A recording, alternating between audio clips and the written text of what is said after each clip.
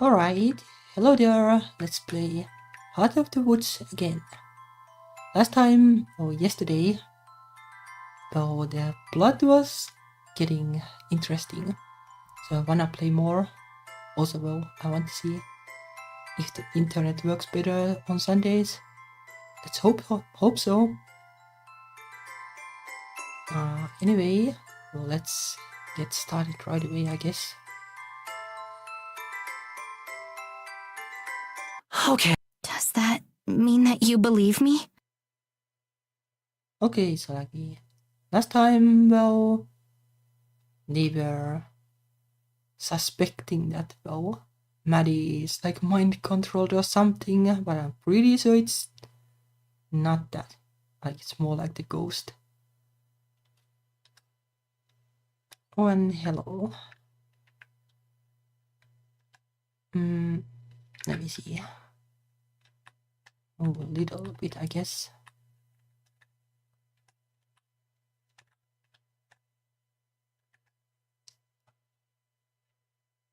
And well, there was like sabotage in the cabin, and they are thinking that Maddie did it because she's mind controlled. But well, I guess that could be the case, but I have doubts.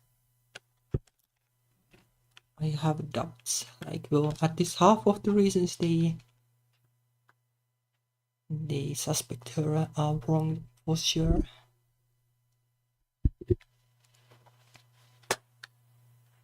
Okay. My breath catches in my throat, scarcely daring to believe it. She hasn't confirmed yet. She could just be playing along. Yup, like they did when the cat thingy happened. Supposedly the cat thing, well, the cat is like actually able to talk, but it was just so shy, I guess. Of course I do. Of course. I can't help myself. I lean forward and wrap my arms around her in a very selfish hug. I'm so sorry for dragging you into all of this. Well, like, supposedly, like, well, Morgan's mom has like some, well, plans for Morgan, I guess.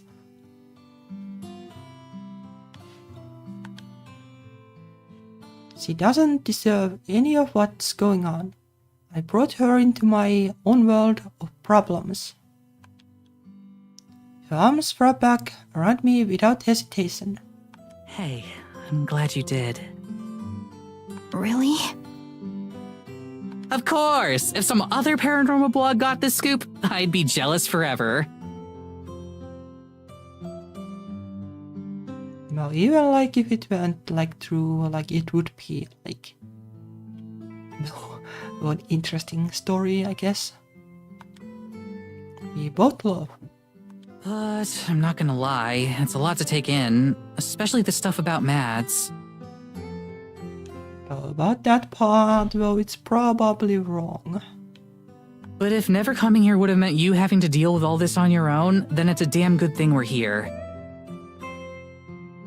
So yeah, like one thing I was thinking about this game is that if I had made this, I would only have like one character perspective. Like, I know it is way easier to make the pacing work when it's done like this. Or maybe it's just me being like too much into mystery and like kind of feeling that the other viewpoints are like spoiling the plot too early. Well, it's not like strictly speaking like a mystery game. So well, for the first time that I can remember, I feel warm and comfortable. It's a moment that I wish could last forever. I don't deserve her support, but I'm infinitely glad that I have it. Yeah, I do like them from the point of view of pacing.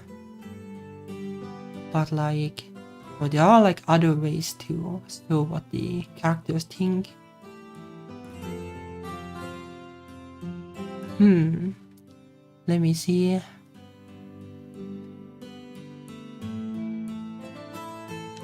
I think it is mostly the same, like settings.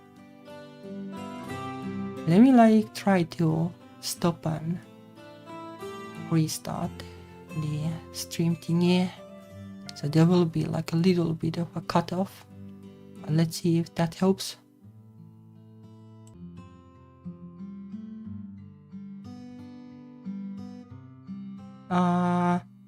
No, kinda, not sure if that would help, but overall. I think it is like the bitrate should be normal. It looks normal at least. Oh well. Now let's go kick your mom's ass! Like, is it just the like whole audio or just me? Kick your mom's ass, bro. If only it were that simple. Hello again. I'm glad that she's able to keep a light heart through all of this. We are going to need it.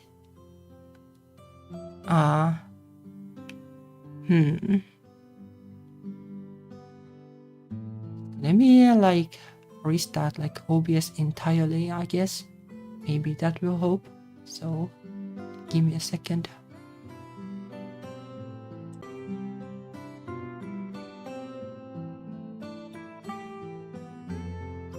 Alright.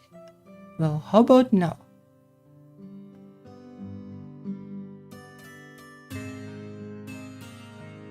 I wonder if it could also be the volume settings, but I think they are pretty much the same as normally too.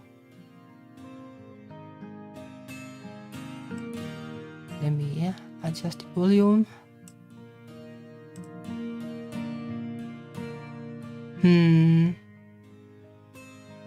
Yeah, that's weird. I have no idea like why it would not work this time around. And take a look at the settings just in case.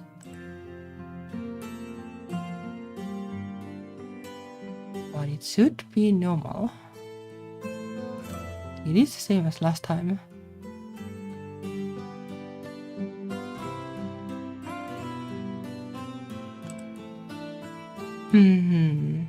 Yeah, I have no idea.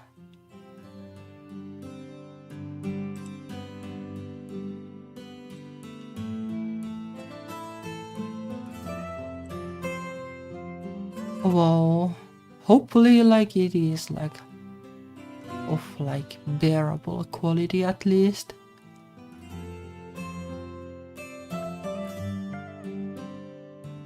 I wish I knew. Give me actually a second, like if I mute this then I can. Oh, no problem at all. Well, at least like you can hear it. But nobody else watching anyway, so that, well, that is kind of the main point now, I guess. Alright, let's continue then. Really though, what do we do now? Pack our stuff and get out of here? You could totally crash with me and Mads. I'm sure she wouldn't mind. Sure, she wouldn't mind. I kinda think she might. But like, escaping, well, that sounds like a plan when well, her mom is having like bad plans about her. You'd have to get past that whole mind control thing first, though. Sure, if there is even mind control. No, running away isn't an option. She would just take someone else instead. She has to be dealt with. Well, like, supposedly everyone else is mind controlled anyway. Like, and besides, like, why is Morgan not mind controlled? Like, if she's trying to, like, take somebody's body, then it would make sense to also mind control Morgan, alright? You said it'll happen in a couple weeks, right? How do you know? that you? It'll happen on the winter solstice. It's something to do with the moon. I don't really know the specifics myself. There's not a whole lot of information to go off. Sure. You're in luck, because investigating stuff without a real lead is my speciality.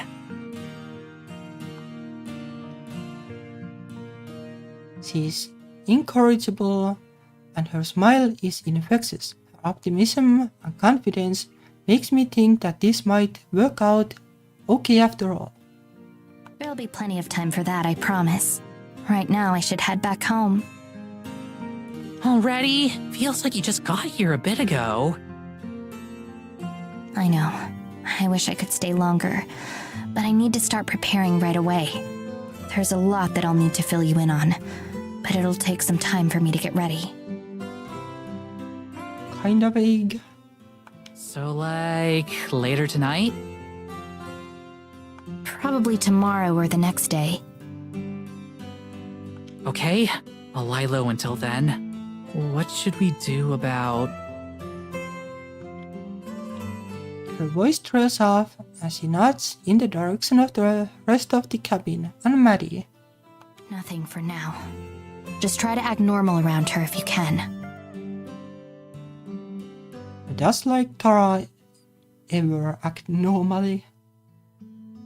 So avoid conversation as much as possible. Easy peasy.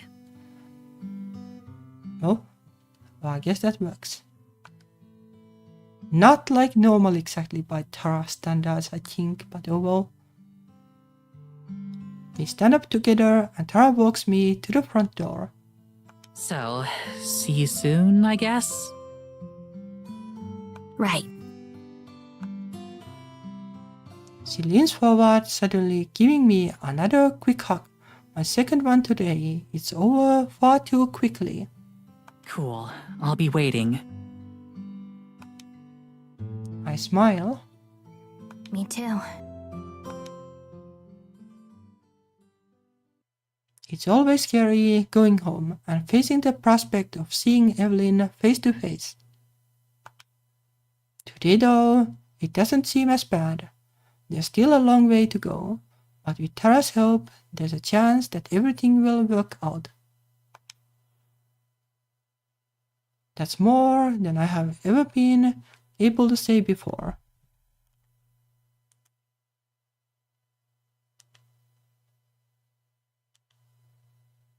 Almost forgot the phone, but this time I remembered it.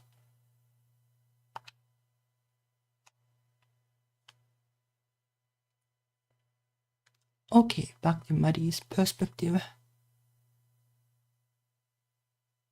The skies are grey out when I wake up. I check my phone for the time, thinking that it must still be early, but no, it's almost 10. It's the clouds that are making it so dark. We are definitely in for a lot of snow today. It looks like it could be more than any of the previous storms. Oh, and the heaters, I guess they did nothing about those. Sighing to myself, I get out of bed and get dressed without wasting any time. There's no way I'm going to be able to see Abigail today.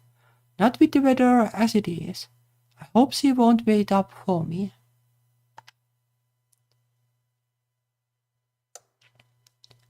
It's frigid in the living room. I spent a while trying to fix the heater, but to no avail. I don't even know what's wrong with it. Tara must have had it pretty rough too. At least she could bundle up in blankets to keep warm. The door to her room is shut, so she's either gone or still asleep. I'm glad that things have improved between us. She seemed to have a change of heart or something, because a couple days ago she started making small talk again. Even our argument over the footage wasn't as explosive as it could have been. If it had happened 3 days prior, we probably wouldn't be on speaking terms at all anymore. I make myself a bowl of cereal and have a quiet breakfast alone.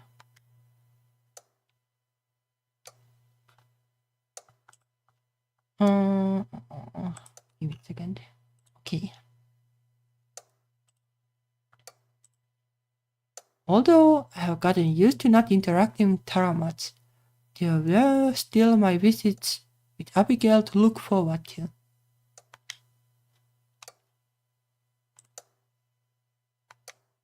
Now there's no telling how many days it will be until the weather's cleared up enough for me to go see her again. Hopefully, it will blow over quickly. It's already starting to snow a little. Just to pass the time, I move my laptop out into the living room and start an episode of a show I have been meaning to watch. I keep one headphone out so that I'll be able to hear if Tara leaves her room. She never does. After 2 episodes, I get up and knock on her door. Unsurprisingly, there's no answer. I take a quick peek inside. Empty. She must be at Morgan's again. At this point, it's pretty obvious that they are more than friends. I'm not sure how I feel about that. It's none of my business, of course. They are both adults and can do whatever they want. But I can't help being a little envious.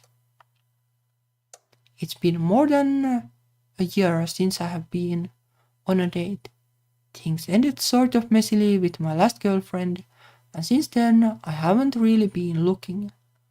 Working on the show kept me busy enough. Still, it wasn't that I was trying to avoid meeting anyone new. It just didn't happen. I'm not like Tara. I can't talk to strangers and carry on a conversation straight away. Business stuff, sure. Small talk, no way. I have always been a bit jealous of that. Well, I know that feeling of not being extroverted enough to do these things. So seeing how quickly and how naturally Morgan and Tara ended up together feels like a painful reminder of my own social inadequacies.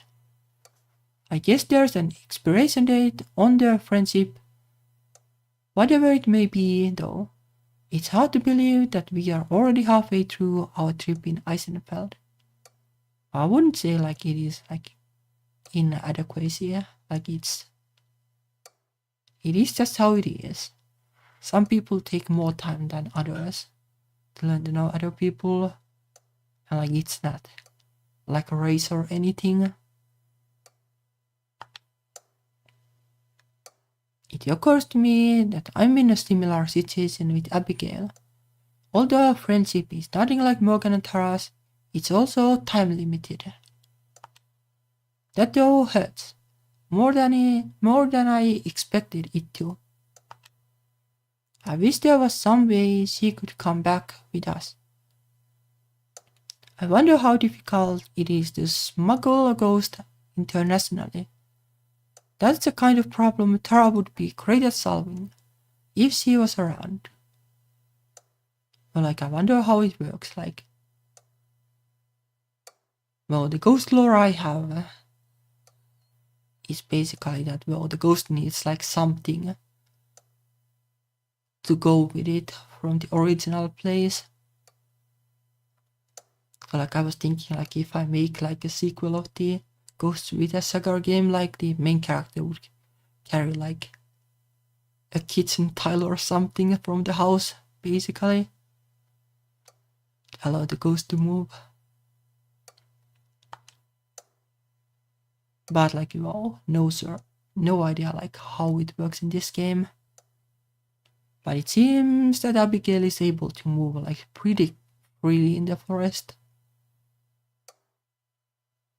Anyway, in fact, I wonder if maybe I should take this opportunity to try to mend things with her. Assuming Abigail was okay with it, I could take Tara to meet her. While not quite as dramatic as the forest spirit, having a genuine ghost on film would still be a huge win for the show. Are you sure you want to do that? They will flock to the forest and harass Abigail. It's a little funny to me that an actual ghost is mundane compared to what else we have seen. I'm not entirely convinced on the idea. There's still some appeal to keeping the news to myself, for at least a little bit longer. A knock at the front door interrupts my TV watching. Coming! I undo the latch and come face to face with Evelyn again. Good afternoon. So now would be an opportune time to ask about the cabin being crap, I guess. Hi there. A previous encounter with her on the way back from the church flashes through my mind and sets me on edge. There's a man I don't recognize with her too, adding to my unease. We heard there was an issue with the heater, so we've come to fix it. Don't want you freezing to death out here. Okay. Her demeanor is 180 from last time. I wonder which of them let her know. Maybe Tara mentioned it earlier today. Probably neither of them mentioned and like. Well, she knows because she did it. Oh, thanks. That'll be a big help. Aren't you going to let us in? Realize that I'm blocking the doorway and step back to make room. It's technically her cabin. I don't really have a right to say no. Yeah, sorry. The guy with her brushes past me and heads to the heater, getting right to work. Meanwhile, Evelyn and I both sit down in the living room. I stare at the floor, hoping that she'll start the conversation, but she seems content to just look around the room, admiring the decoration. When she clears her throat, I flinch. I'm very sorry for the discomfort it must have caused. Even a single night without the warmth can be most unpleasant. Well, like, Maddie had the warmth and I guess Tara just like went to Morgan's place right away. She stared at me intently, like she's hoping for me to catch some hidden meaning. Whatever it is lost on me. It's fine. It was just one night. Thanks for taking care of it so fast. Of course. Are you the only one home today? Yeah. Tara's out. I can't imagine that Evelyn doesn't know about her and Morgan. Or at least that the two of them have been spending so much time together.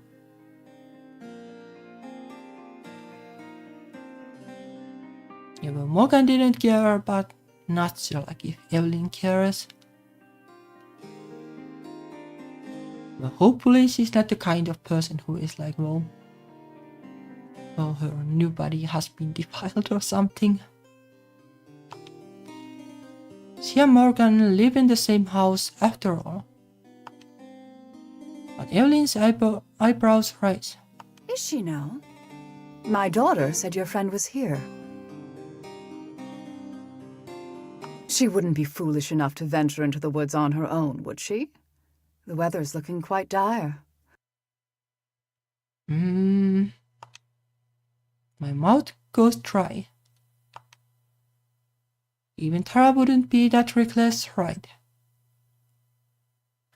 Tara is probably just like, I don't know, hiding somewhere and eavesdropping. Like that would be the cool move, I guess. But then again, probably not Tara move. I don't think so. Good. Only a fool would go out in this. You just came from there.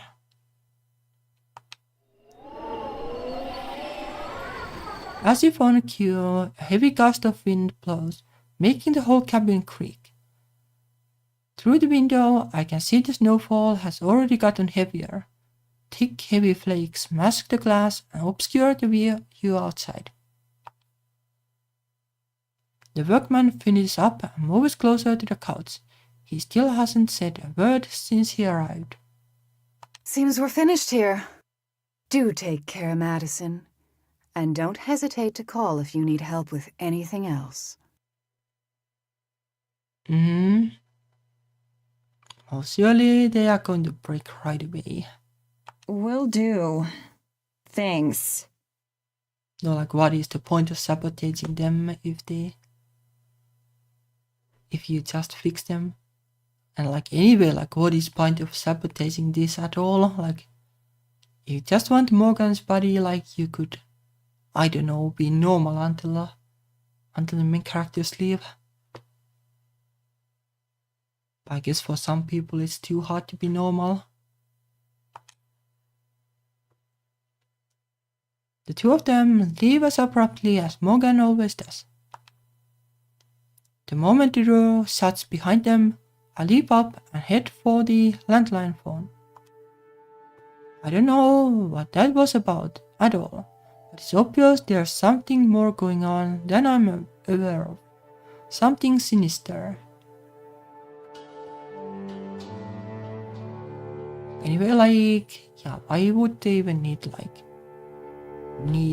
mind control to sabotage the cabin?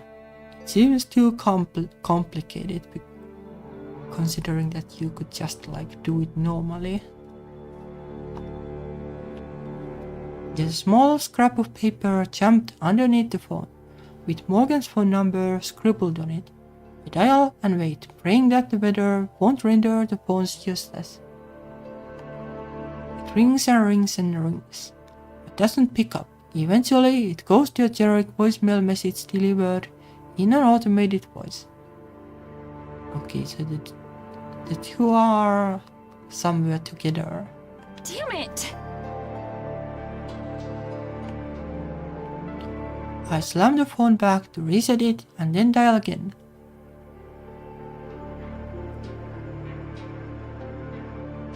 Well, I guess Morgan doesn't have a cell phone.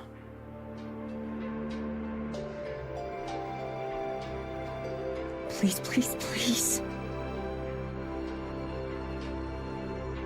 If she's not there, if she's not with Morgan, then I don't know what I'll do. I don't know where else she could be. On the third ring, the phone clicks as someone answers. It's garbled and hard to hear her, likely because of the storm. Morgan? The person on the other line says something unintelligible. Hello? It's just barely clear enough for me to hear my name. Yeah, it's me. Hey, listen, is Tara with you? There's another pause and some staticky noise. Then a beep as the line goes dead. Frantically, I hit the redial button. Well, there's the thing that they have like suspicion about Maddie anyway, so maybe Morgan just doesn't want to talk. Oh, hello in the chat.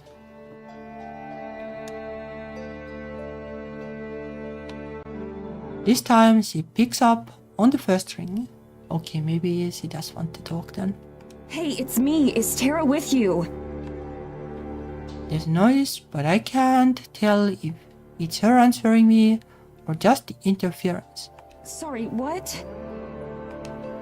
Again, the only response is garbled nonsense. I try to talk to her several more times, but nothing is intelligible. I don't even know if she can hear me. I guess it could also be the cat, right? Like the cat can't talk.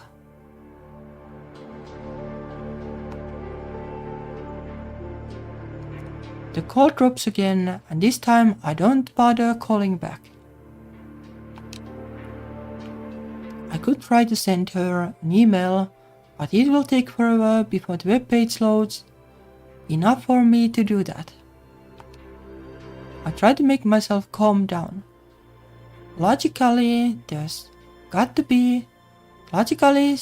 be with Morgan. There's nowhere else she'd go. Yup. Evelyn must have missed her somehow. Like if she woke up like early enough then. Well, I don't know if there is much to miss. Either Morgan or Morgan's cat is at Morgan's like home.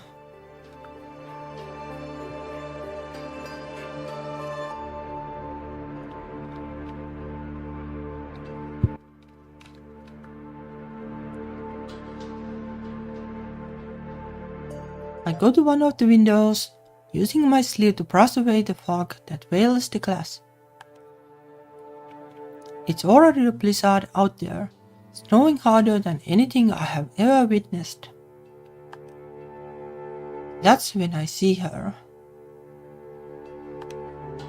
A flash of red hair over by the tree line. Tara. She's just standing there.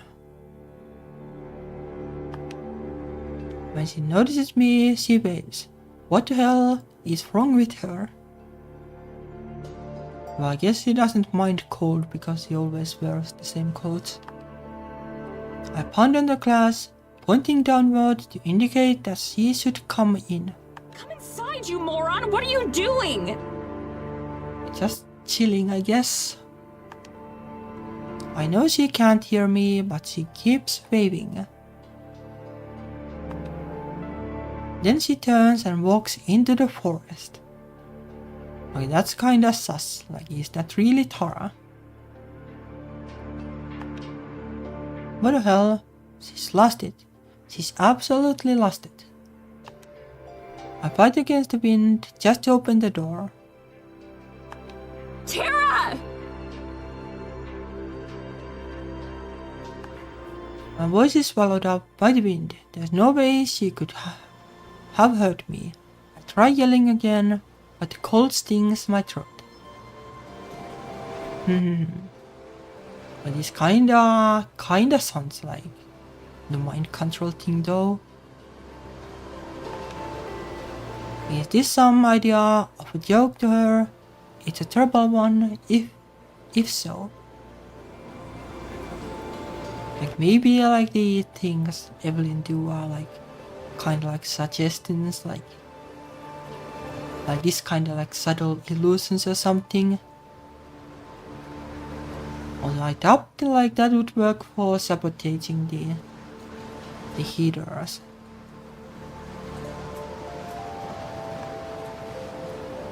Stepping out the front door, I can barely see her amongst the trees and swirling snow.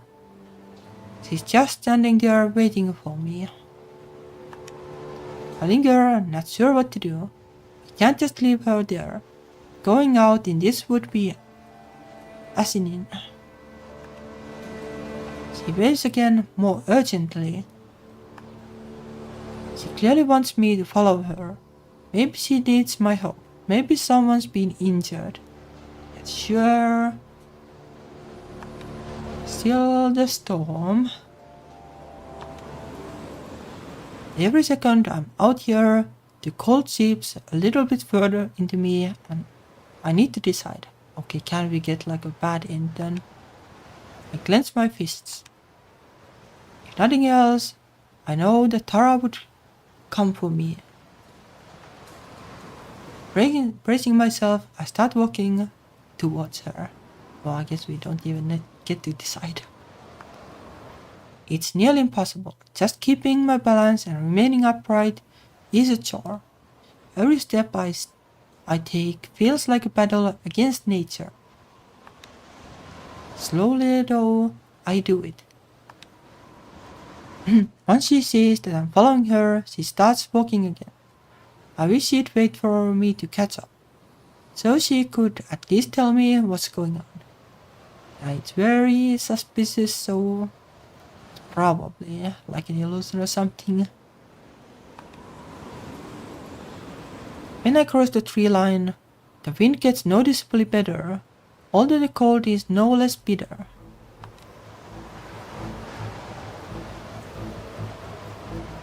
Tara doesn't seem phased. She's still forging ahead, always in the distance, no matter how fast I go.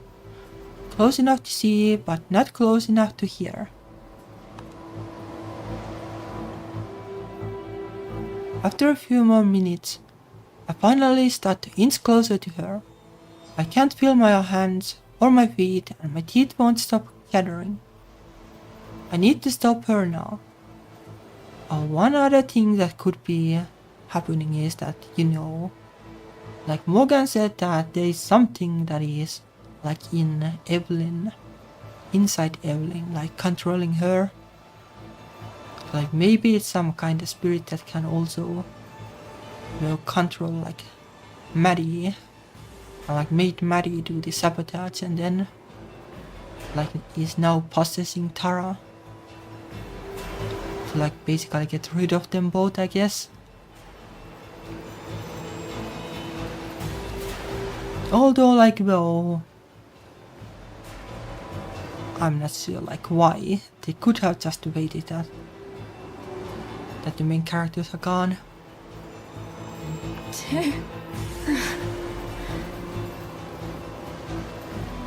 My mouth is shaking too much for me to form any sort of current phrases. If I wasn't already genuinely scared, I am now. So like you could like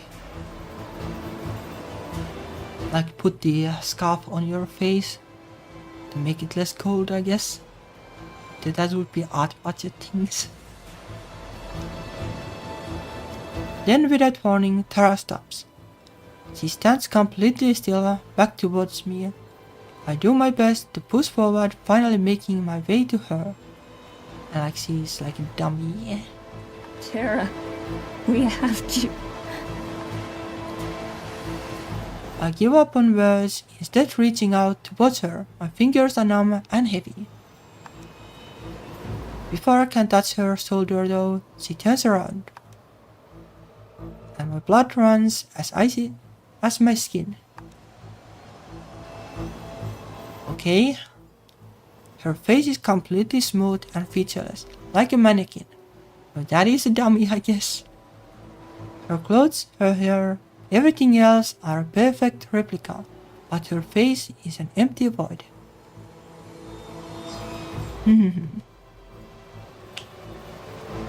Well, this is like if you do this, like then you can kinda make like it is like a bug.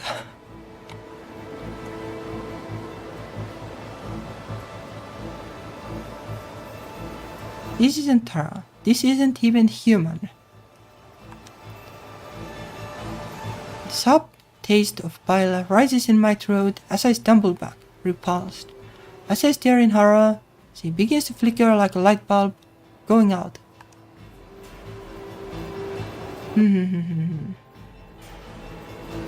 No. No, no, no, no!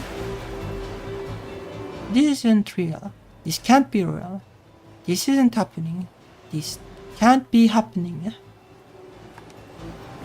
Still flickering, the thing begins to move. Its shoulders start to shake as it rocks back and forth, tilting its head back slightly. It doesn't make a sound, but its intention is clear. It's laughing at me. I fall backwards, hands crumbling through the snow that I can no longer feel. I scuttle away from it as best as I can, though it doesn't even try to follow me. It's just rocking, celebrating its triumph over me.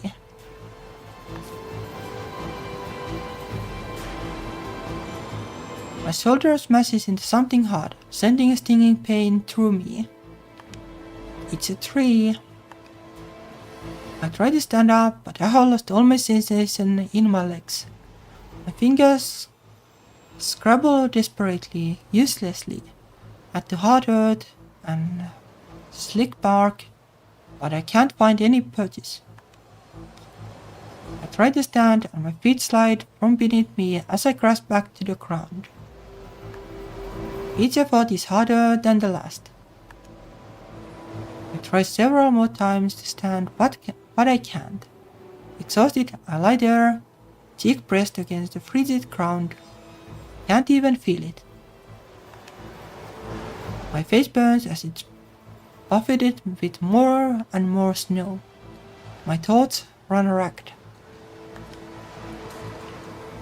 I know how hypothermia works. How fast it can set in, surprisingly quickly, I'd once read. My body temperature only needs to drop a couple of degrees to start shutting down. I can't muster the effort to move. No, rip, I guess. The fake terror is gone now. The space it occupied is empty. I'm alone. The realization crosses my mind surprisingly lucidly. I'm going to die. This is the end. There is no after this. I have reached the end of my life. Nope. Snow accumulates on my body. What parts I can feel burn. I'm grateful for those that I can't. My breath is barely even a wisp of vapor. I try to tell myself that I'm wrong. Someone will find me. I can't die out here. I'm not some mountain adventurer. I'm not the kind of person this happens to. I can't freeze to death. I can't. But I'm going to. What about Tara and BT and my family? I can't just leave them all behind because I ran too far into the woods. That's just not how this works. I try to push myself back up, but I can't move my arms. I can't move anything. I'm sure that if my body allowed me, I'd be crying. I don't want to die. I don't want to die. Rip. Well. Well. Thank you for watching, I guess. My consciousness fades.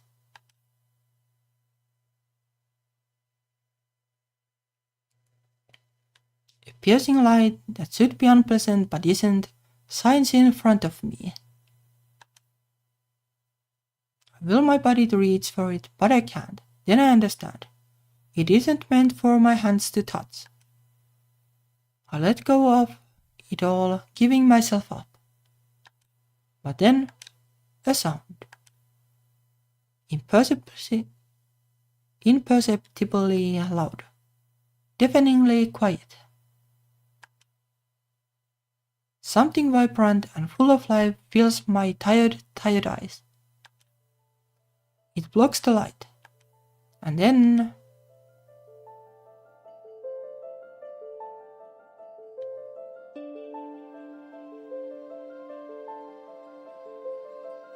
an angel appears. You can't see do anything though.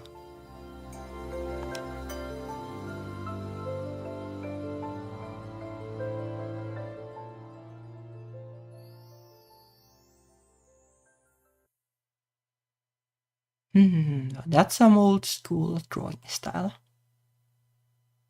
I'm not cold. I'm not warm either. I'm not anything. I'm not even sure I'm awake. Well, I guess then, we'll have two ghosts, I guess. But hopefully not. Would be quite like a plot twist. All I can see is vast, profound blackness. I realize my eyes are shut. Are they frozen shut? I try to move my arms to rub my face, but those feel frozen too. With great effort, I manage to wrench my eyes open. I'm flat on my back. Right above me is a familiar curved wood ceiling. The grey smudges in my peripheral vision are the pews where I sat and read with Abigail just days ago. Abigail was supposed not to be able to touch things, I guess. I'm in the church. Like maybe they got the forest spirit to help. I try to remember how I got here, but all I have are glimpses of what happened. Waking up alone, Mia dropping by unannounced. Following Tara, not Tara. Even nearly immobile, a shiver creeps up my spine at the thought of that thing. And after that, it comes back to me as an avalanche, running, stumbling, and falling, and being so cold. I can recall the dread as it happened, as I gave up, and strength left my body and my eyelids couldn't bear being open any longer. But how did I get from there to here?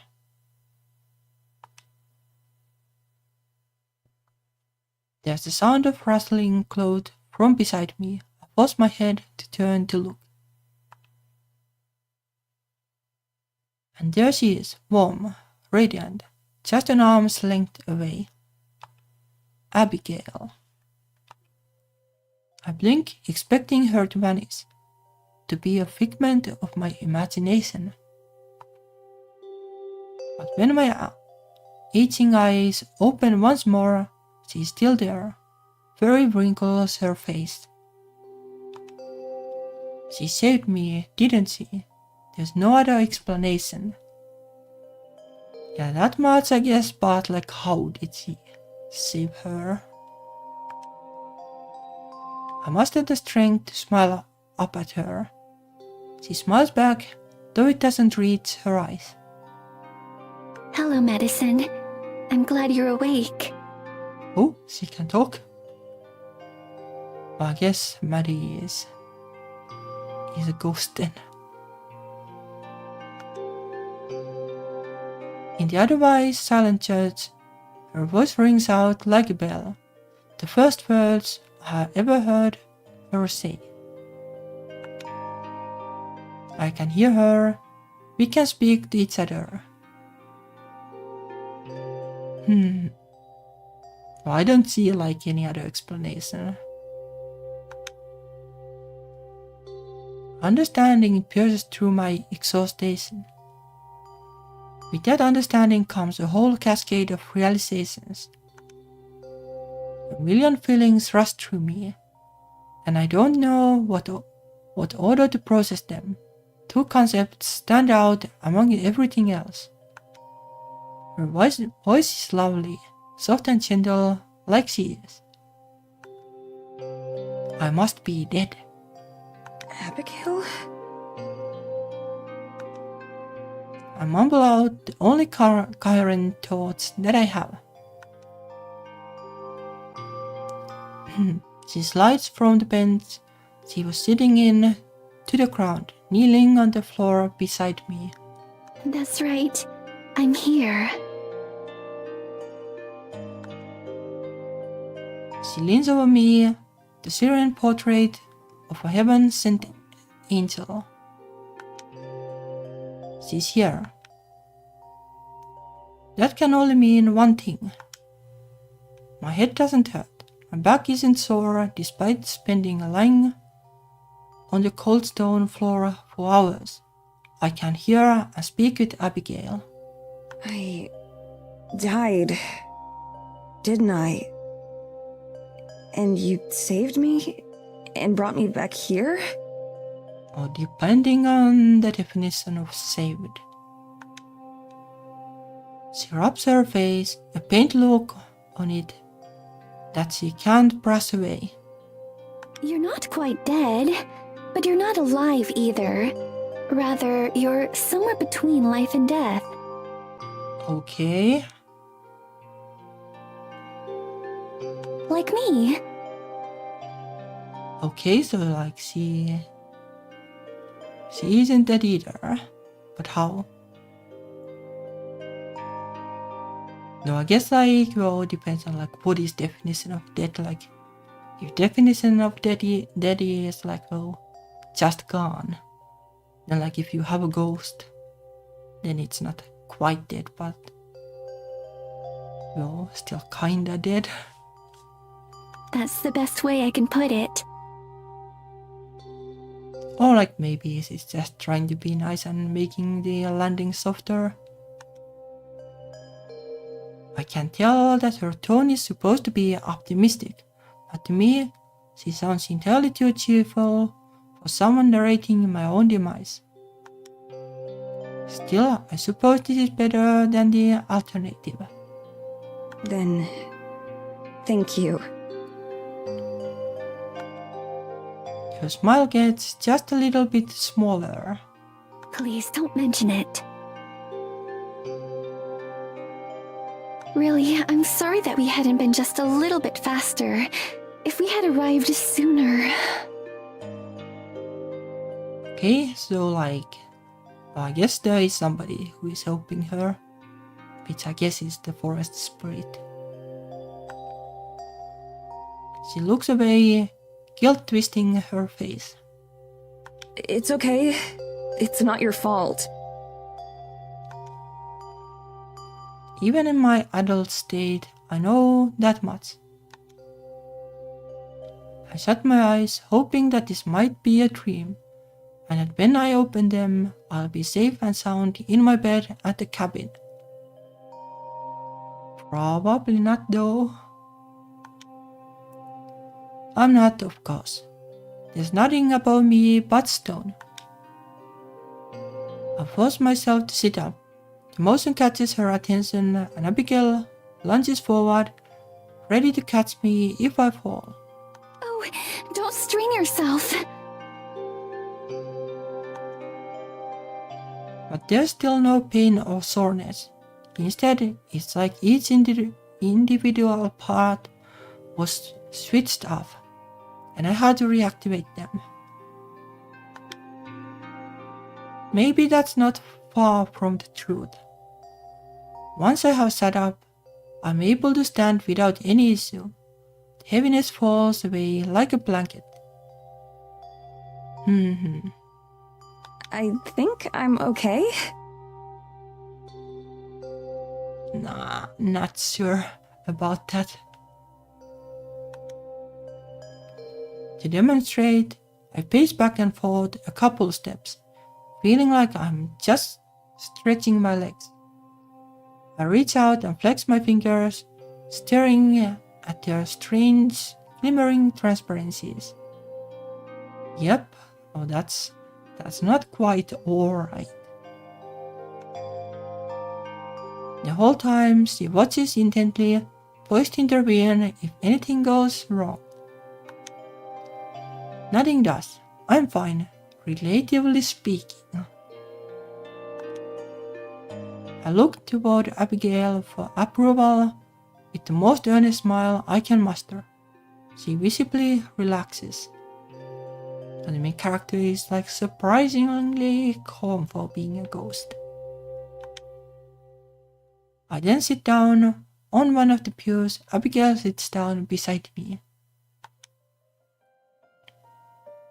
It's bizarre. Despite years of existential dread, I don't know how to feel about my own past tense death.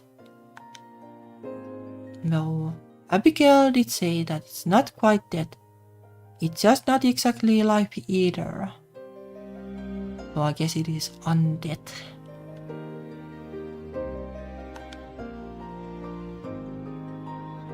Obviously, it's got to be a bit more complicated than that, but right now it's helping to soften the blow a little bit. I look down at my hands. They are normal and clean, not bloating and turning purple like in the last few moments. The rest of me seems similarly plain. Apparently, I was well preserved. There's one difference I wonder about though. I press my finger to the stone that we are sitting on. Or at least I try to. But my hand just passes through. It doesn't feel like anything. Yep, thought so. Right. Next to me, Abigail does the same thing, pressing her hand in up to her wrist. She giggles, and my heart skips a beat. I'd forgotten how it feels at first. It's kind of wondrous.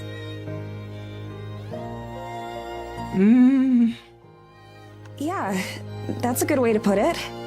Sure. Once you get used to it, it's really quite convenient. Yeah, well, apart from the dying part, it would be convenient. It'll just take a bit of time.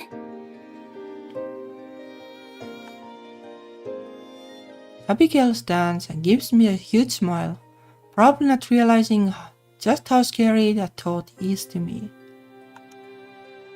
I don't really want to spend however long it takes to get used to it, like this. But she's clearly excited to talk. I am too, regardless of the circumstances.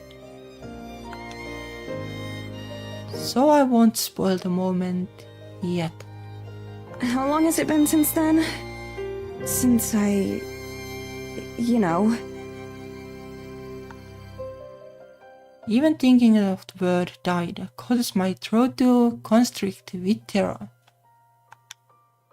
It's not that, I remind myself. If I can feel afraid, then it can't be death. It's been over a day. You've been unconscious this entire time. And that's pretty dead. I was afraid that perhaps I'd done it wrong, that you might not ever wake up. But here I am. I can see her eyes sparkle with tears, despite the fact that I'm standing right here. Even the thought of my demise almost makes her cry. Yes, here you are. I have like really mixed up feelings about how I'm supposed to feel about this. How did you do it? I remember thinking that I was going to die, for sure. She looks away from me, fidgeting with her dress.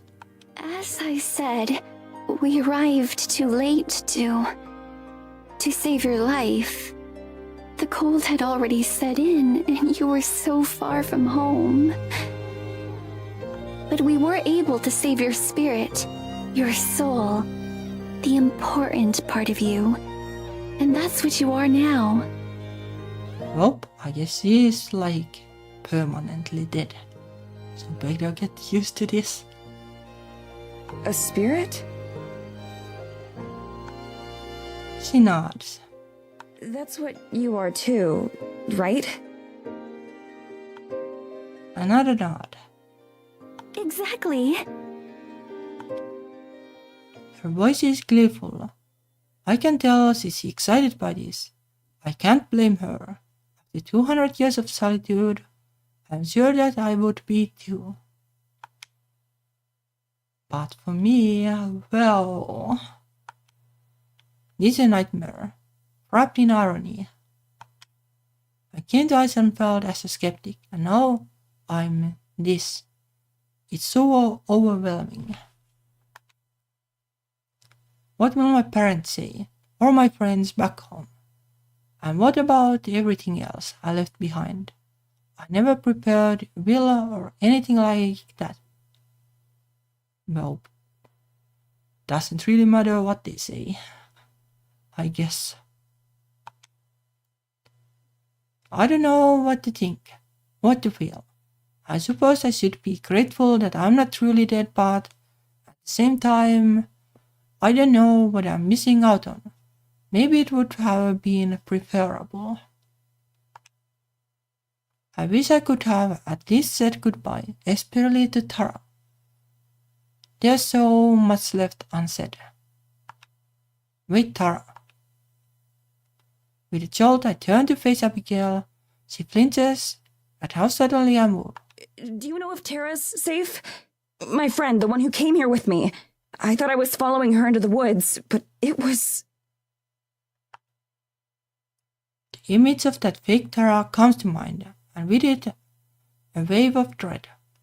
The memory of it is repulsive simply in how false it was, how unnatural. She's fine. As far as I know, she was never in any danger at all. I'm so sorry, Madison. You were tricked. Right. Relax a little bit.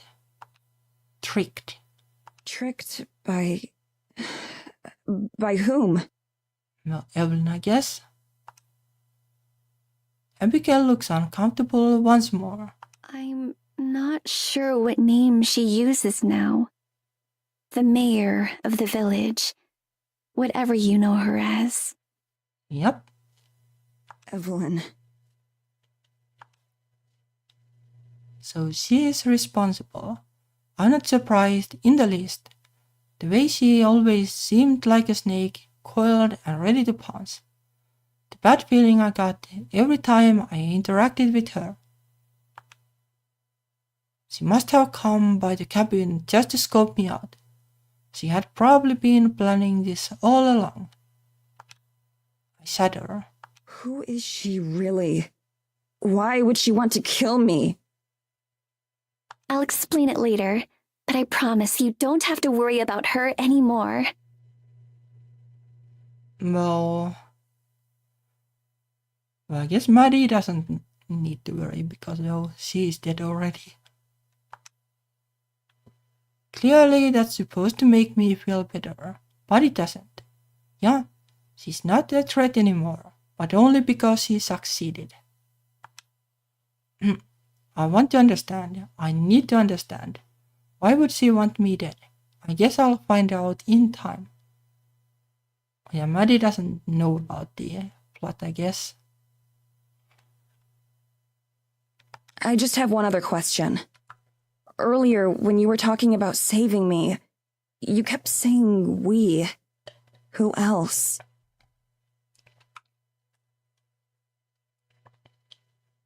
I'll imagine the forest spirit because there is nobody else. Now her eyes regain that previous mischievous gleam that I have started to recognize on her. Someone special. I'll take you to meet them if you feel you're ready for it. I think so. There's nothing to be accomplished by sitting around feeling sorry for myself right now. I have spent enough of my time in Eisenfeld doing that as it is.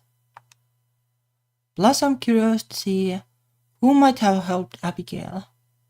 Who else could have known about her this whole time, yet keep her a secret.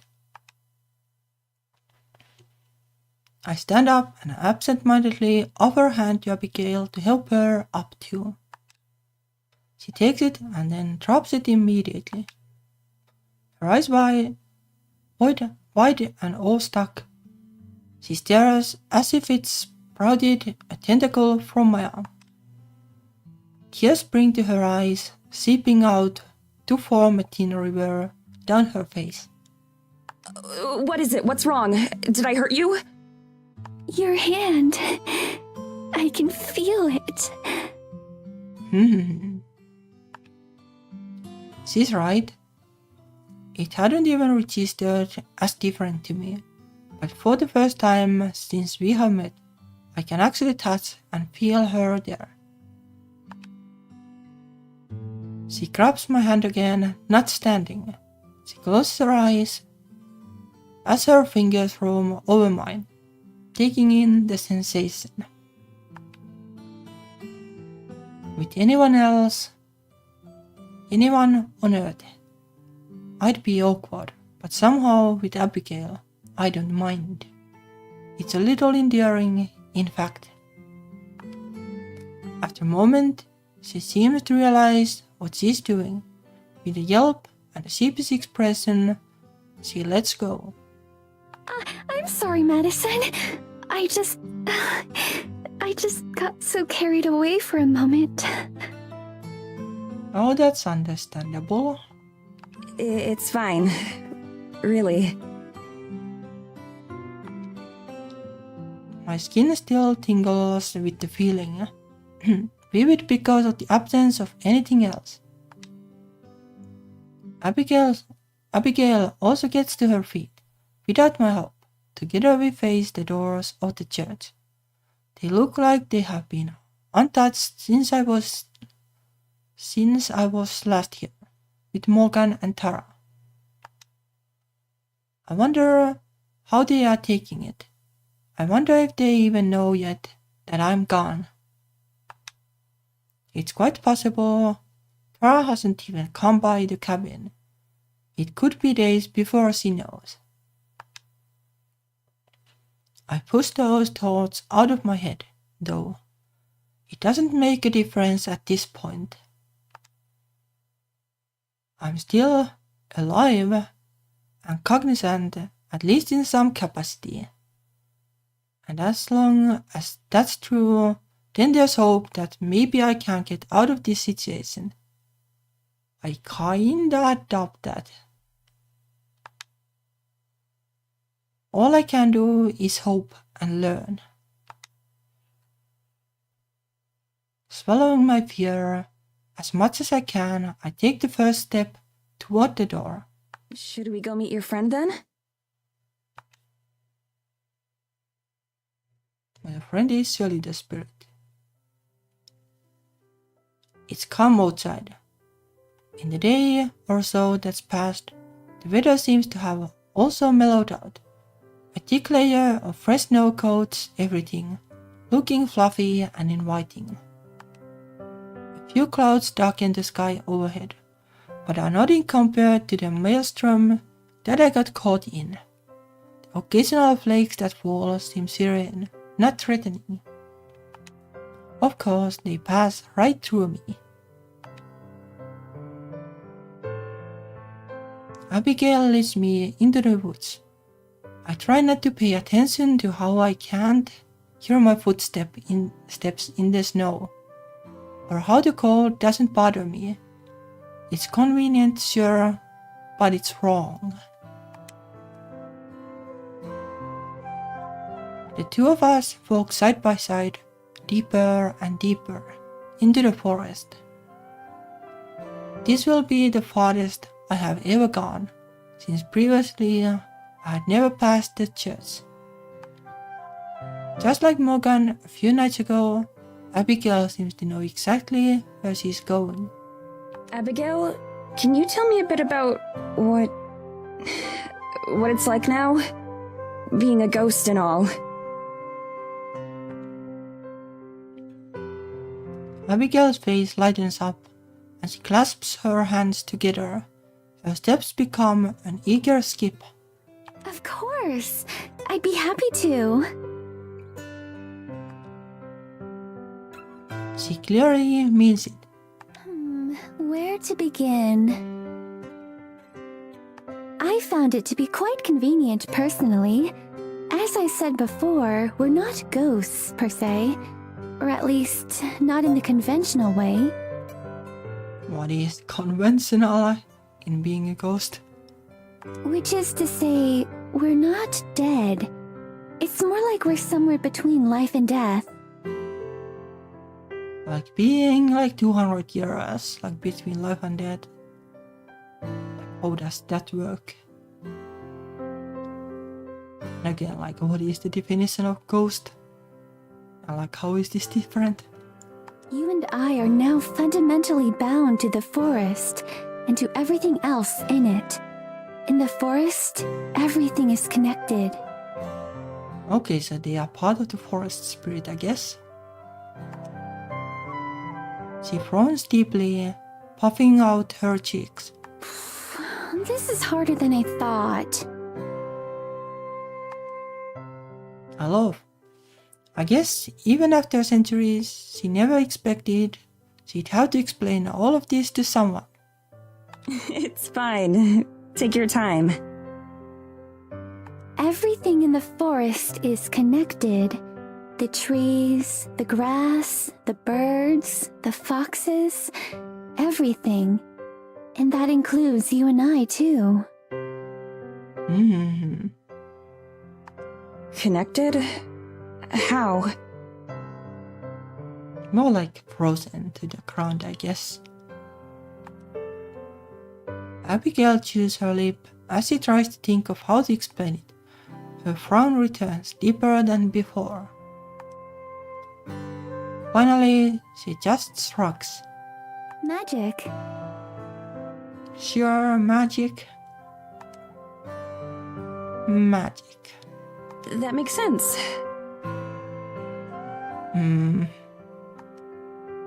At least Abigail nods.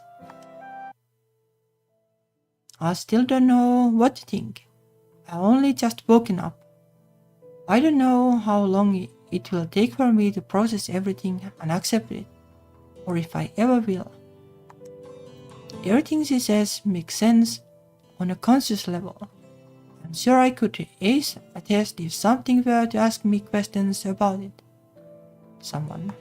And when I stop thinking about how it affects me, but how these are now the restrictions and limitations that bind me. I stumble over nothing, clutch at my chest, feeling sick. But it's an important question, Kester. Oh, but it's an important gesture. It doesn't help me feel any better. How? How can I be dead?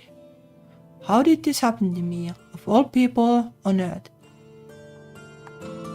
This isn't fair. It isn't fair. I never wanted any of this.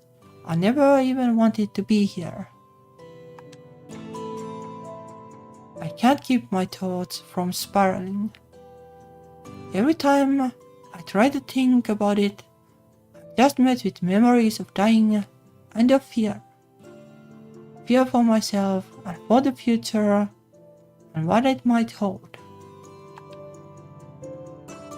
Abigail rushes over, rubbing my back as he croons in my ear.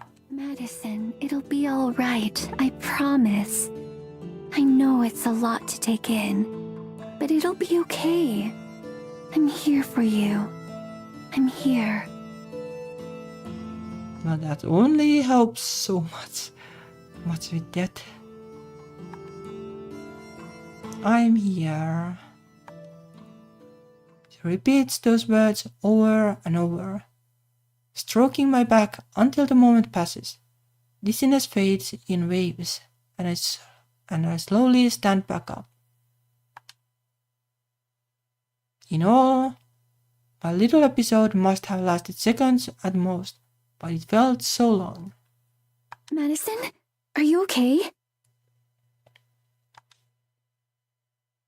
Yeah, I'm fine now. Or at least better. Thanks. Her hand doesn't leave my back. Are you sure?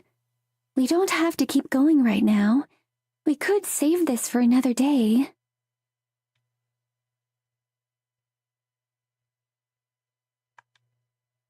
I brush away the notion. It's fine. Let's just keep going. If I just sit and do nothing, I'm sure I'd feel even worse. If you're sure...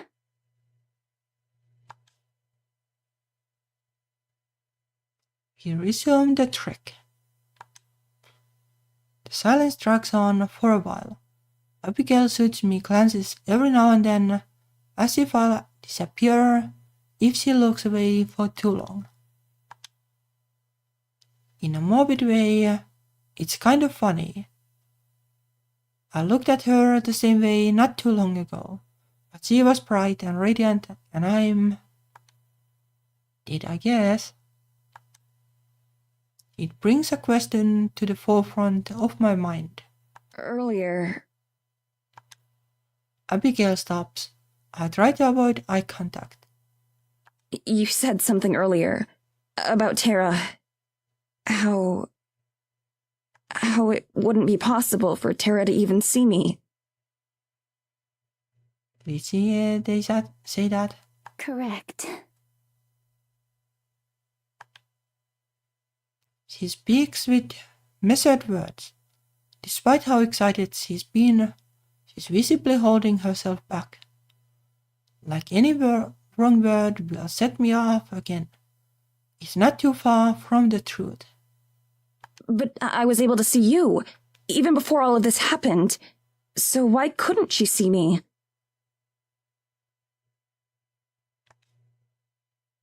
Abigail lights up again, a look of pride beaming across her face. That was projection. I've had a lot of practice. I'd be happy to teach it to you too, but it took me decades. Okay, that's kinda, yeah. Probably not going to happen in a week. Some time to learn. Some time. I see.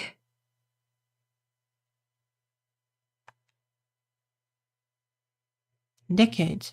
Abigail laughs nervously, trying to hide her sleep. We lapse into an uneasy silence again. I take deep breaths, trying to distract myself from hundreds of questions waiting on my mind.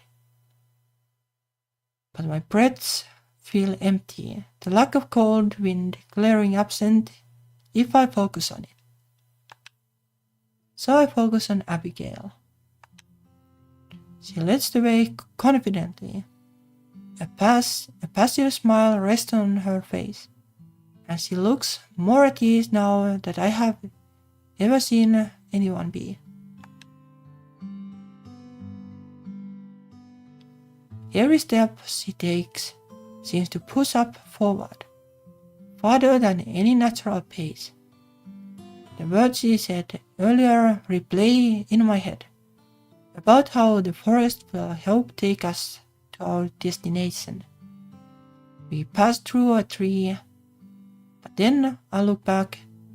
It's meters away, if not out of sight completely. Magic.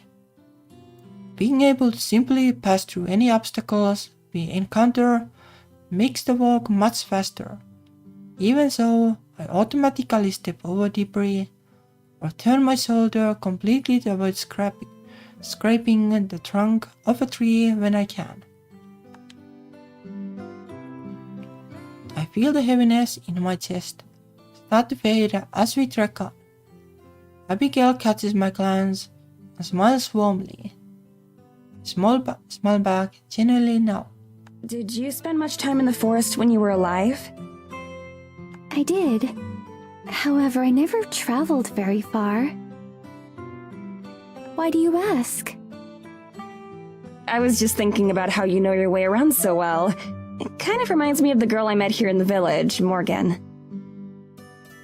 I've had plenty of time to see it all. It's simple too, once you know how to do it. As long as you know where you're going, the forest will guide your way there. I'm certain you'll get the hang of it someday. I force an agreeable smile. In spite of everything, talking feels good. Talking about anything. So I try to keep the conversation going. What was Eisenfeld like back then? Much the same as it is today, as far as I can tell. Quiet and isolated. We rarely had any visitors. Even news of the outside world, or the rest of the country, was slow to arrive. But I longed for it, for the stories that would occasionally make their way to us. Sometimes friends of my father would head into the city for a few weeks, taking the goods that we had grown and made to trade, and bringing back things we lacked. And they'd return with gifts for all of the children, my sister and I, or the little boy across the road.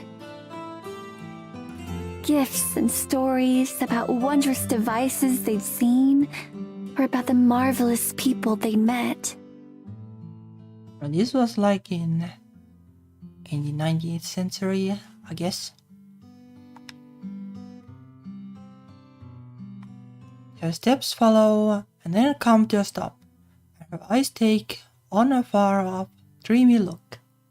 When I was alive, I always wished to see it for myself someday. Instead, I had to satisfy myself with books and with other people's stories. Her voice trails off, ending with a hum of satisfaction, remembering something but not speaking it.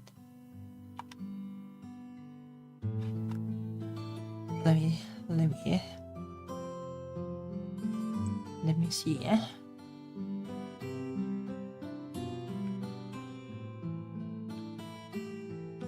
Back then,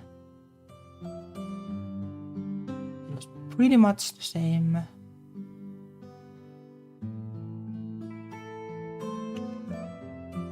Basically, she wanted to see like what it was like outside of Eisenfeld.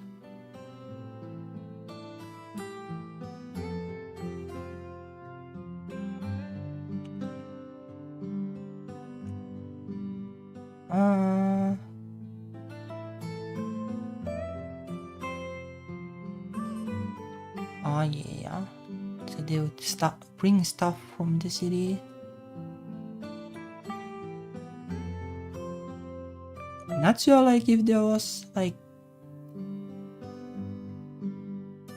anything like super exciting in the early 19th century. Like it's not quite when the like industrialization happened yet.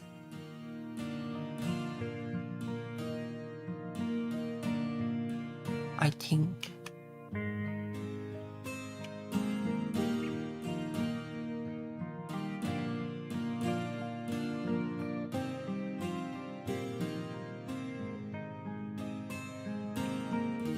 Recent story is adventurous devices they had seen.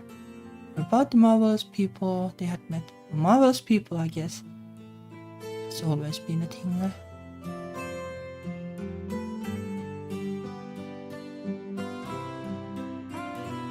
I guess he was basically like sick or something. Like that's kind of what I'm reading between the lines. Like she wanted to go, but she wasn't able to, so she was probably really sick or something. Or at least like sick enough not be able to go. Oh, let me see. I was father and father's friends, right? Her father didn't ever go either, I guess. I might have gone, but mostly not. Okay.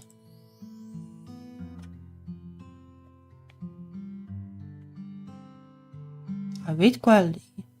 It doesn't feel like the kind of moment that I should interrupt. Soon enough, she looks over at me with what I have come to think of as her typical smile. I'm sorry. I hadn't really thought about these things in a while. It's okay. I hope they're not painful memories. She shakes her head. These ones aren't. Okay, but there are painful memories.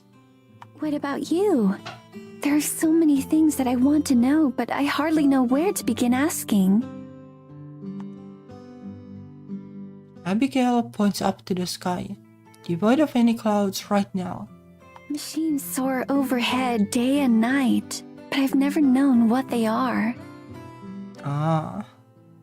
Or watching as Eisenfeld becomes more modern, but not understanding. I want to understand! She looks at me expectantly, like I could quickly rattle off all the major inventions since her time and how they had changed our lives. From the way the corners of her eyes glimmer with tears, it's clear just how how badly she wants to know. It must be horribly frustrating. She mentioned machines overhead. She must mean airplanes and satellites. How unbelievable would it sound to her that enormous metal craft can fly through the sky and carry hundreds of people? But the concept of flying, well, it's not like entirely new. Like Leonardo da Vinci and such like tried to invent like some kind of flying devices. And also like there were hot air balloons that I think were already a thing at this point, like in the early 19th century. It's not like it's like impossible to understand, I think. Or about cars, and how just about everyone owns one.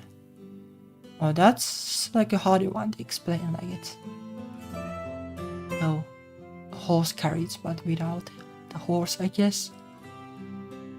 In the 19th century, like actually things drawn by horses were called cars. Basically. Like there were street cars, for example, which were basically buses drawn by horses and stuff like that.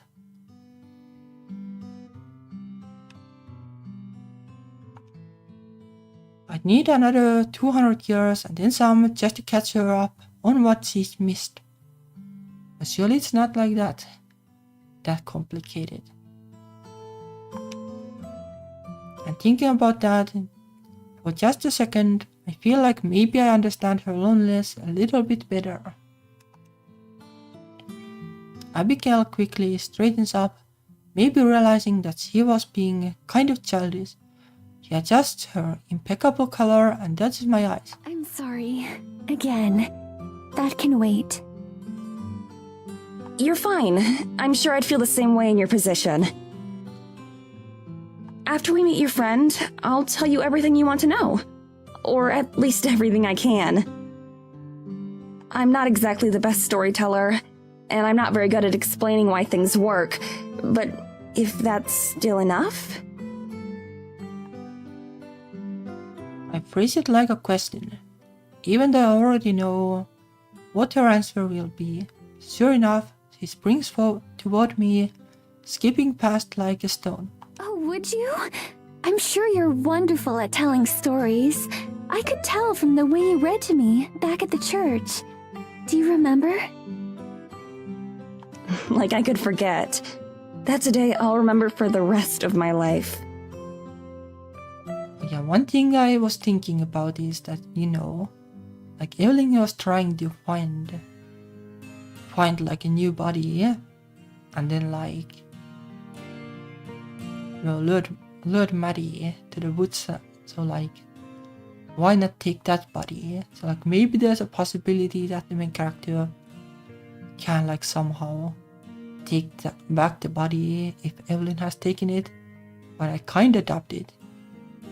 I'm pretty sure because like it is a romance between these two, like she has to be a ghost for this to work. Like otherwise they would have to find like some like fancy necromancy to also make Abigail like come back to life, so to speak. So I doubt it. Is it? Why's that? She crowds up close to me now. To be honest, she reminds me a bit of a film camera, zooming in, then out, then leaping past to focus on something else. Well, that was the first day that we spent time together, right? And that's when you showed me your name. Abigail goes very still.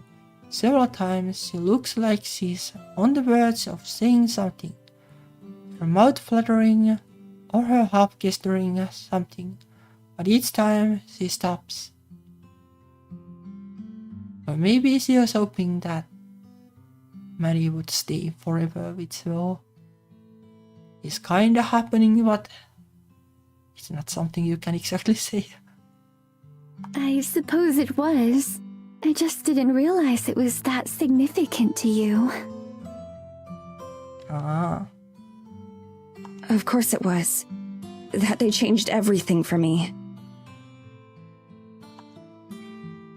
I bite my tongue from saying more. Things didn't exactly change for the better. Deeper and deeper we go, and the forest gradually grows quieter. The rustling of creatures underfoot gets less and less frequent, and then stop entirely. The birds chatter less, and then not at all. Even the wind settles down. Abigail is the only one who doesn't act any differently. She still hums to herself or glances over her shoulder to make sure I'm still there. Like I have anywhere else to go. As we get further into the woods, the snow is thinner and some places are totally without it. There are even a few patches of green, something that I'm pretty sure shouldn't be possible given the weather. The trees, which have been growing claustrofobically close together, start to spread out a bit more. I gasp when I see what's ahead of us. The grove of immense trees, larger than any I have seen before, lies before us, like the redwood back in America. They are so huge as to seem to hold up the sky. Totally bereft of snow, a few defiant branches hold leaves.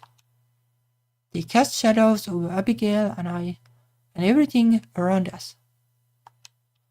An aura of life pervades the area. My skin prickles, the sensation is vivid, running up my arms like a spark. More than the church, where we are now, feels like a holy place, something sacred and primal. As we pass by, I have the distinct feeling that I'm being watched from all sides. The back of my neck is thick with sweat, and I brush my forehead as the pressure of being observed starts to hit me harder. What is this place? I don't mean to, but my voice comes out as a whisper. We're at the center of the forest now. These trees are the oldest ones here. They're the ancestors of all the rest. Heart of the woods, I guess. All of the life in the forest comes from here. I believe it. There's a quiet vibrance to this place. I walk a little bit slower, feeling as if I don't want to cause a disturbance. I trail behind Abigail, who seems totally indifferent to the atmosphere. It makes sense. She's probably used to it, and its place's luster has worn off for her. I can't help but gape.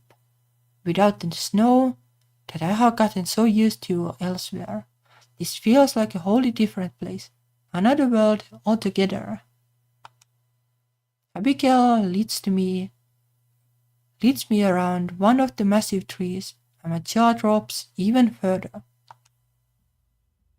There, crouched in a small clearing, is the forest spirit from the other night, the same one that stood in the storm and scared the hell out of Tara and me. Yep, I knew it. Somehow, it's much smaller now than it was then, though still several feet taller than me.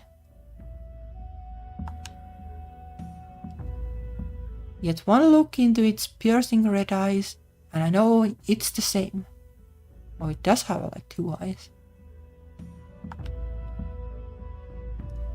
It had been looking away, but turns to face us.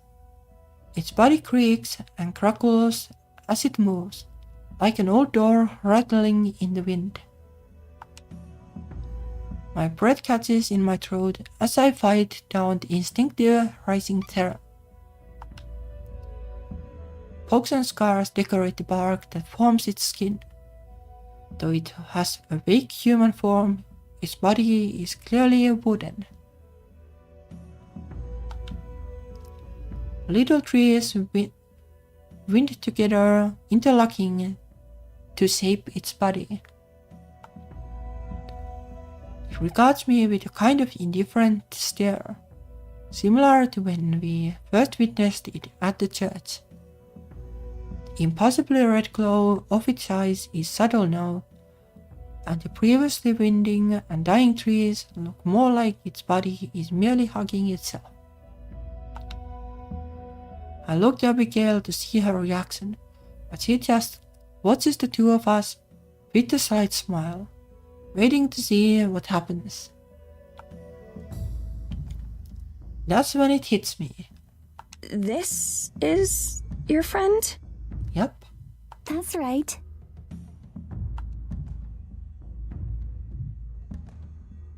She acts as plainly as if she'd just introduced me to a fellow human, not a mystical creature. Abigail leaves my side to go to the spirits, and she nuzzles her head against its side like a cat. This spirit is the guardian of the forest. It helped me save you, just like it saved me long ago. Yep, that's pretty much what I expected because... Okay, well, I guess it's a little bit different because Maddie's body is probably still there somewhere.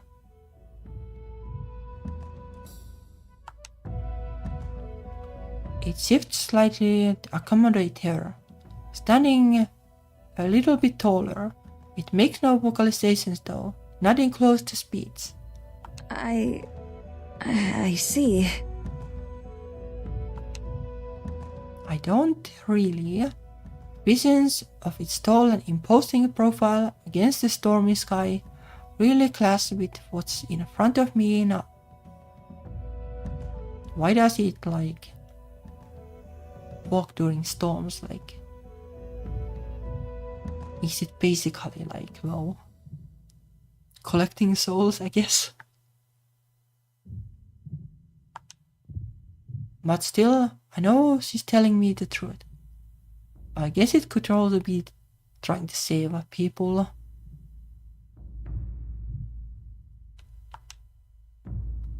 I take a fraction of a step forward, expecting it to bare its teeth or warn me off somehow.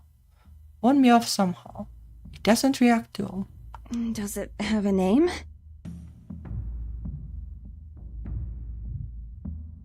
If it does, I don't know it.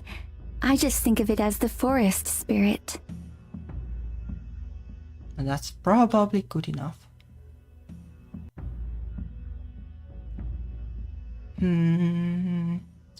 What can we call it? If it did have a name?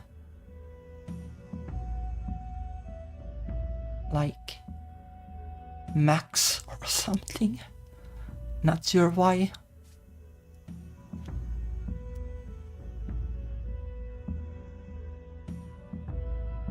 Or maybe Stump. Oh, it's not quite a stump, but well.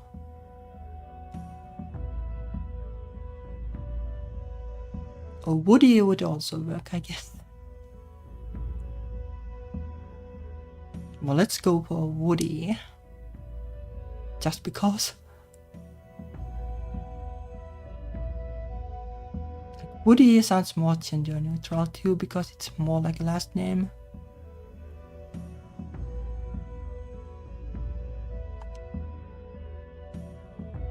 I think back to how Morgan had first described it, as if the forest itself had come to alive. I don't think she knew just how right she was. Its namelessness makes it feel even more wild and untamed. I can feel myself being regarded and judged by it, and I'm tempted to turn tail and run. Well, I guess it's true, just thinking of it as Woody, kind of makes it feel more underwhelming, but well, we are going with that, so sorry. I forced myself to look up and to meet its gaze. When it stands still, it's unnervingly silent. It reminds me of a grotesque scarecrow in a sense. From my peripheral vision, I can see Abigail look between the spirit and I, probably wondering if she should say something more, or knowing her, wondering what to say. I preempt her.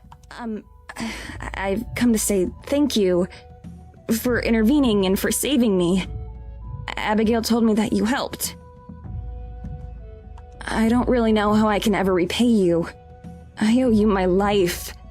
Or, well, whatever's left of it. I'm not sure what I could even offer a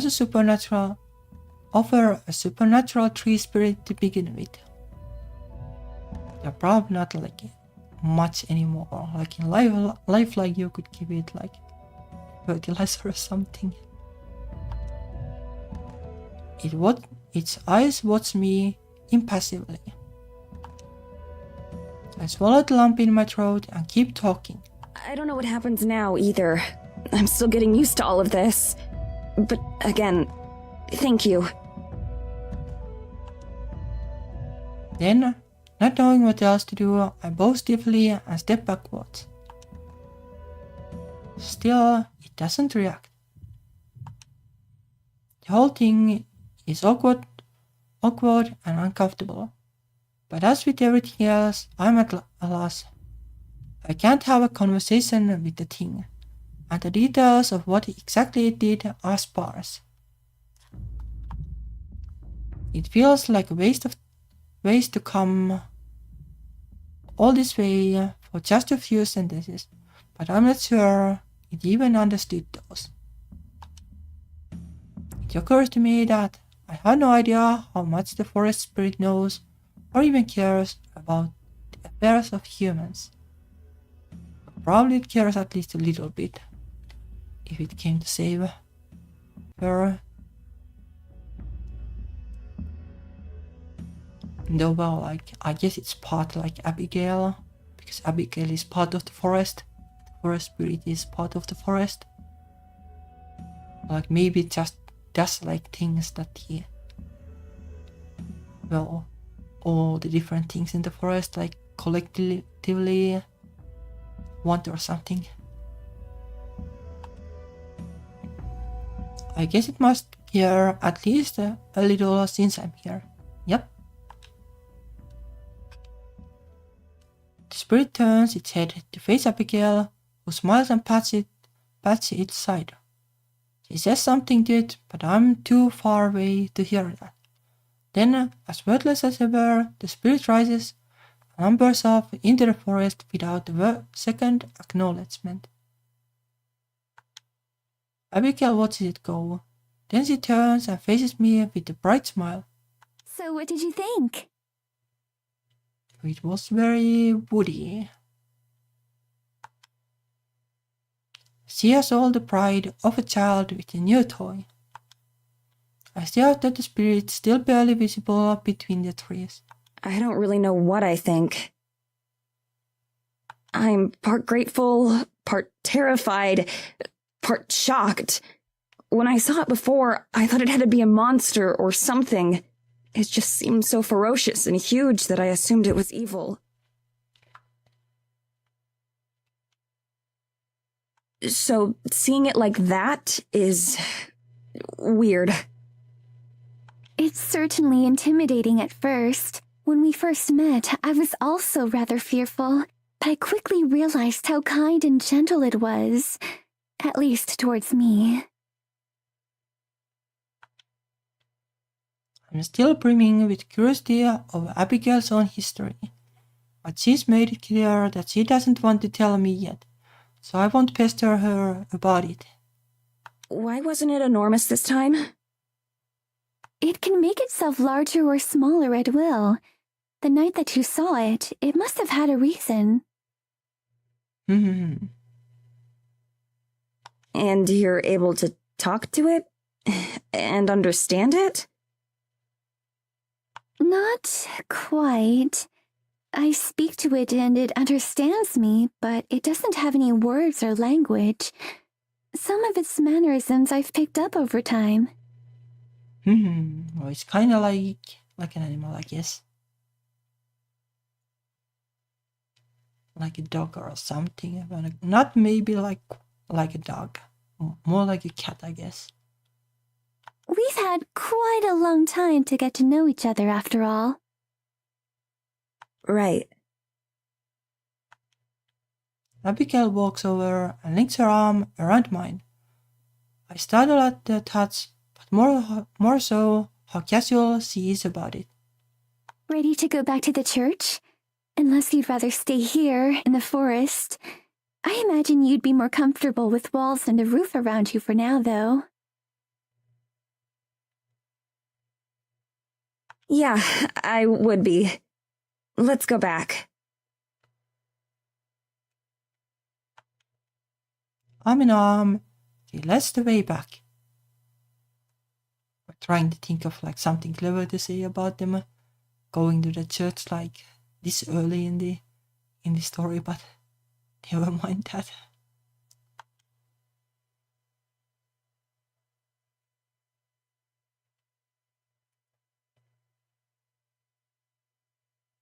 God damn it.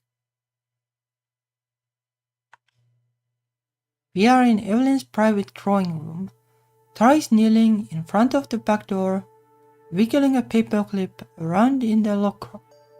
It looks like she's never done this before. Tara, let's go. This is a bad idea. I'm not leaving till I get in here. She knows something about Maddie. I know she does. Sure does. More than you would expect. I look around the room. I have been in here plenty of times, but never into the connecting study. Evelyn hasn't so much as opened the door to it with me in the room. I'm starting to regret telling Tara about it, though. If we don't get out of here... I'm not disagreeing, but this isn't going to help. We need to... Shit! She hisses and pulls her hand away. Her fingers are brilliant red, and she holds them to her mouth. Are you okay? I think it burned me. What the hell? Screw this. Let's just break the door down. She takes a step back from it. It looks like she is ready to kick it. I put my hand on her shoulder. I really can't think of a worse idea right now. She'll just end up hurting herself. Listen to me. We have to get out of here. Trust me. She doesn't move to kick the door, but she also doesn't seem to have heard what I just said. If she hurt Mads, I'll kill her.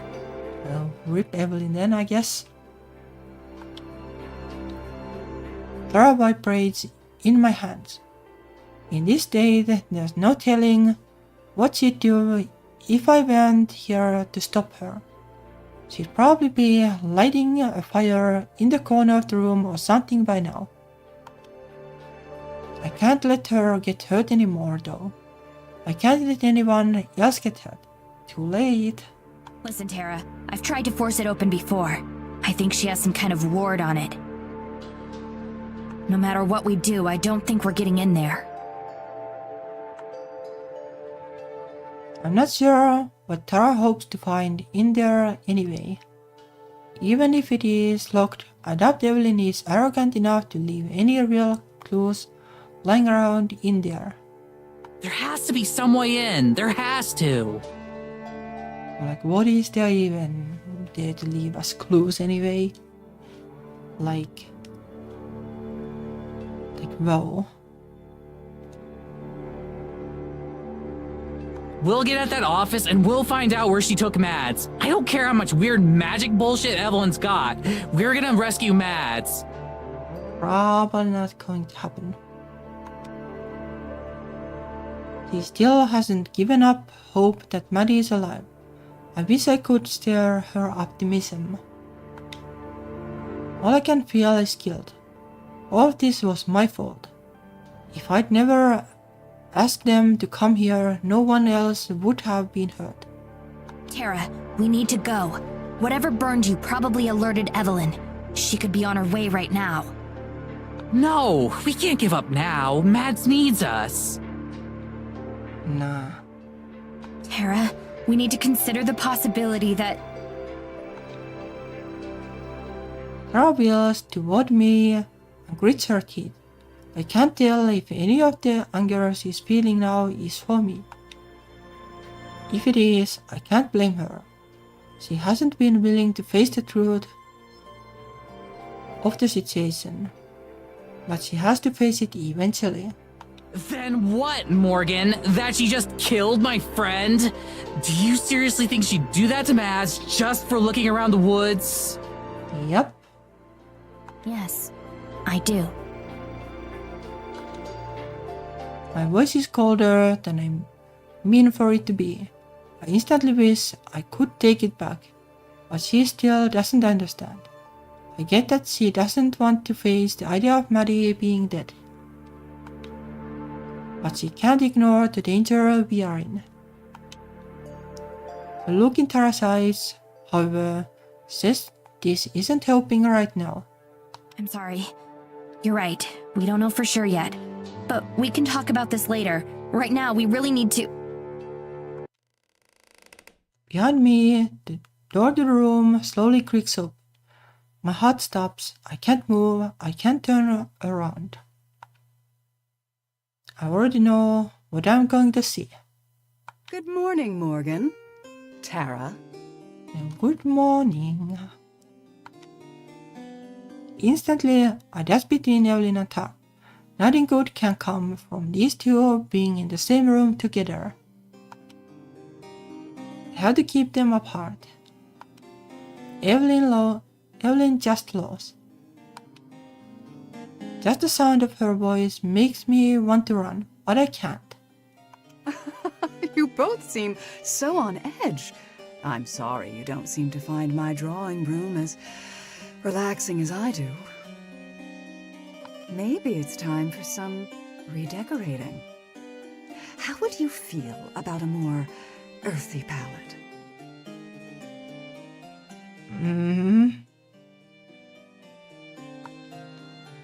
She crosses the room to the window and lazily picks up one of the curtains, pretending to examine it. I can feel Tara behind me sitting and getting angrier by the second. No opinions? You come into here uninvited, and you'd think you could at least pretend to be polite. Now she glares at me. I can feel the temperature in the room drop instantly. I used to think it was something that was just in my head. I had changed my mind about it recently. It really is getting colder. You never could, though, could you? You never could play along. Always so obstinate. You have to fight every step of the way. Just like when you were young. Always cutting your own hair short. What's wrong about that? Because nothing was ever good enough for you. The clothes I bought, the food I made, and you had to control just one thing.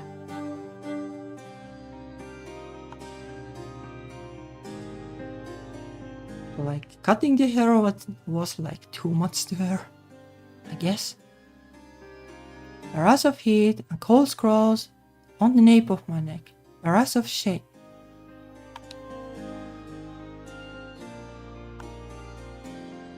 Evelyn's mouth twists slightly, just enough into a smile, and she breathes a freezing laugh of pride. When was it you realized you couldn't even hold scissors anymore? And you ran around town begging someone to cut your hair. No wonder no one else ever wanted to be around you. I imagine that's why you had to look all the way overseas to make a friend. She shoots a glance at Tara, wearing her fangs in a grin. She's not even trying to hide what she is. And well, look what happened to them. That's too much for Tara. She's been quiet this whole time, maybe from the same fear that gripped me, but now she steps forward. I hold out my arm to prevent her from getting too close. What the hell did you do with Maddie? Evelyn turns back around to the window, barely acknowledging Tara at all, and stares out it absent-mindedly. You know, the forest is a very dangerous place. Sure is. Every year it seemed there would be a new death. Someone would go missing in the winter. Yep, sure would. We wouldn't find them until the spring thaw.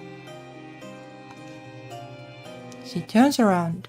The look on her face is so placid and empty. I've never seen anyone so completely devoid of empathy. That's why they're off limits now. That's why we have the curfew. There hasn't been a death like that in almost 10 years. Something we are very proud of. She turns back to Tara again and takes a step forward. Somehow, the room seems to get even colder as she does. That is, until your friend.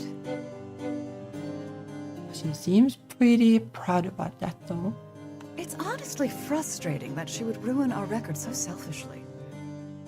More like you would ruin it though. I wonder if she had any idea of the headache she was going to cause me. She shakes her head. She's smiling again. Enough of the bullshit!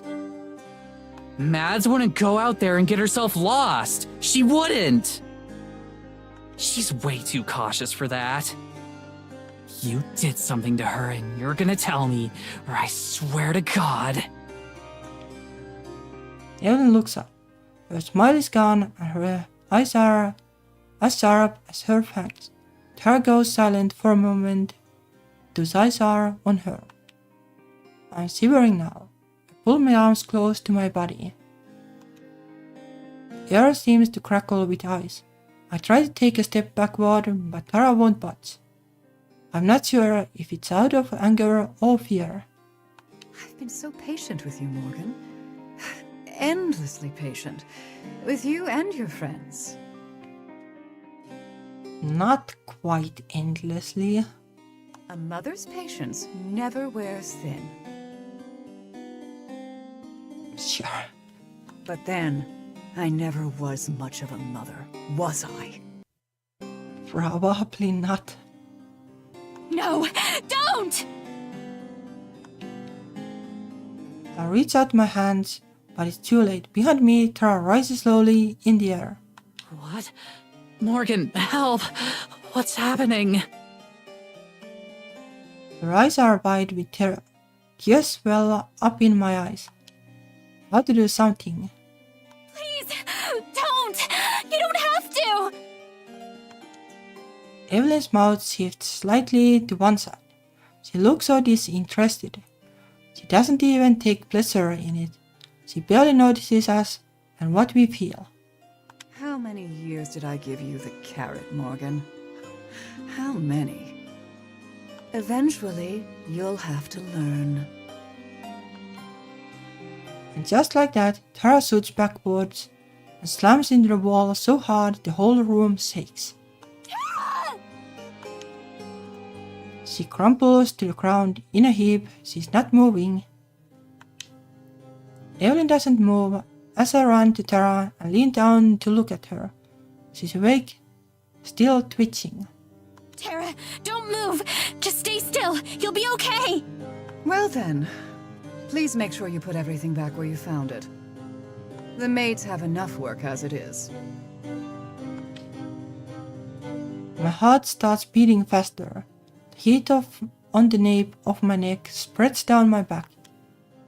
But instead of the hollow pit in my stomach that's supposed to follow, I feel my shoulders stiffen. My breathing gets slower, more controlled. Edges of my vision start going dark. I feel myself biting down on my own lip.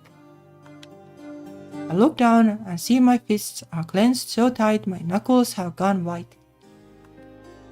For the first time, I don't feel any fear. Just hatred. With that, she turns away. The room instantly returns to its normal temperature, but I'm still freezing.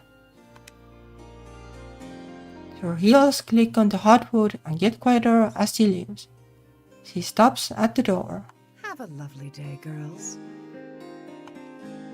Evelyn disappears and the door slams behind her. I still can't move.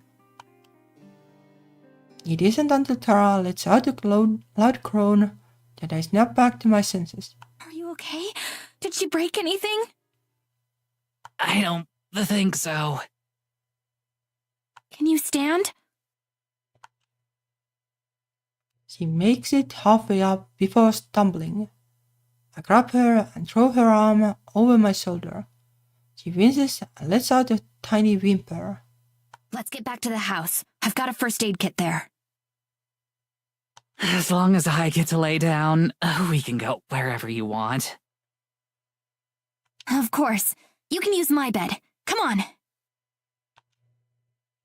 She takes a few shaky steps before leaning against me. It's a start.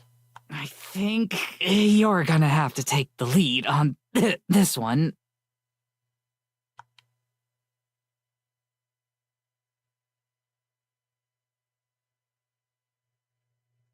Tara does her best to help me get her up the stairs, but whether it's due to injury or shock, she's barely able to stay standing while leaning on me. Climbing a staircase is difficult, but at the moment, there isn't really anywhere else I can take her.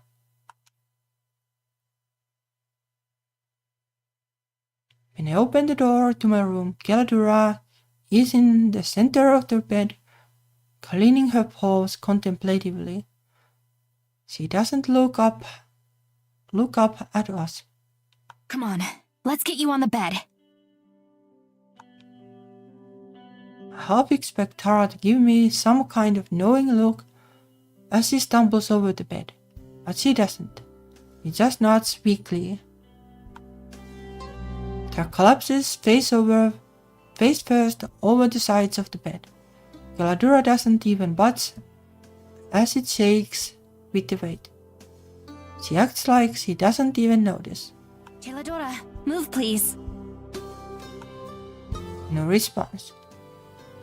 She just continues slowly raking her tongue over her paws. Ever since Tara and Maddie got here, she's been particularly obstinate. I wish I knew why. It's hard not to be frustrated with her, especially with everything that's happened today. But I do my best to just gently force her to move by climbing onto the bed next to Tara. Geladura finally looks at me, paw held indignantly in the air. There's plenty of room on the floor. Yep, that's why you should be there. Tara shoots back up, yelping and almost knocking me over. She doesn't seem to notice. She just stares down at Geladura with wide eyes. Did your cat just talk? Yep. Geladura cranes her neck around to look at Tara and then speaks again. No. No. Her voice is languid and drips out of her mouth like syrup. Tara's eyes dart back from the cat to me, to the cat again, hoping for some kind of concrete response. Yeah, I told you. Yep, this would have been more fun if they hadn't kinda spoiled it. Well, it is still fun, but it would have been more impactful, I guess. Her face lights up with newfound energy. The lines of pain that had increased, it disappeared in an instant. I knew it! I knew I could trust you! Sure, it was weird that you didn't actually talk, but I get it. Shy around strangers. That's valid, and also, big mood. But I knew it. I knew you weren't lying. I smile. After everything we have been through together, part of me feels warm when she says that. My chest glows with the warmth I have only felt around Tara. After everything, it should be obvious that she believes me. But Tara's sincerity catches me by surprise every time. Galadora doesn't seem to find it as endearing. She rises methodically, then paws toward the foot of the bed. I'm worried about her. Every month she's gotten more and more cat-like, but this was the first time that she didn't speak at all. And we are so close to the full moon now. She's not going to get much stronger than this. I can't help but wonder how much time she has left. Geladora, how are you feeling? She looks up at me with her bright blue eyes, alive with magic and intelligence. I feel hungry. Did you bring me food, Morgan? I don't think you did. She stares at me. The expression on her cat face is unreadable. That is cat. I didn't. I'm sorry, Geladora. It's been a difficult morning. You don't have anything, do you? I think I have a melted chocolate bar in my pocket, but can magical talking cats eat chocolate? Really sure like cats can't eat chocolate.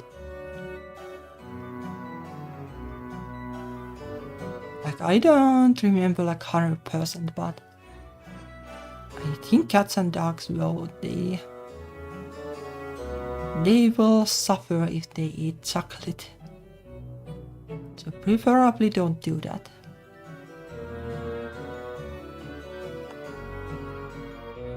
Galadora regards Tara silently, her white tail swishing slowly across the bedsheets. Then, without saying anything or giving any other indication of her intentions, she turns and hops onto the windowsill. Geladora, wait! She turns her head back to me and gazes into my eyes. I feel like I'm being measured. I always feel that way around her. No. Well, she really is a cat. You wait. She turns away and sways her tail lazily. I will be back.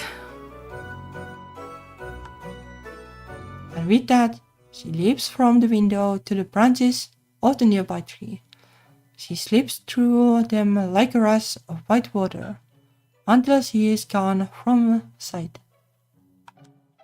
Tara and I sit there quietly for a few minutes before she finally speaks.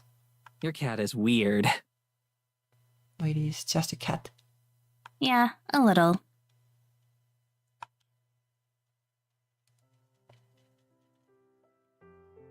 Galadora is gone for hours. I need to talk to her. Things have changed so much today. I think she'll know what to do. I hope she will. In the meantime, I tend to Tara. She protests at first, saying she's fine. I don't doubt she thinks that, but I want to confirm that for myself. Eventually, I am able to convince her to let me look. Her back is essentially one giant bruise. But that's it. It doesn't look like anything was broken, at least. It's a relief, but maybe we were just lucky. Maybe next time Evelyn will do worse. There's no telling what she's capable of. And I can't let anyone else get hurt. So what's the deal with gelato? Gelato. I open my mouth to speak, but before I can, Tara cuts me off. I mean, I know she can talk. Please don't say she can talk. You're gonna say she can talk, and I'm seriously asking you don't. I want to know what her deal is. Oh, she's a cat. For starters. That's why the randomness. Promise me you won't say she can talk. I promise I won't say she can talk.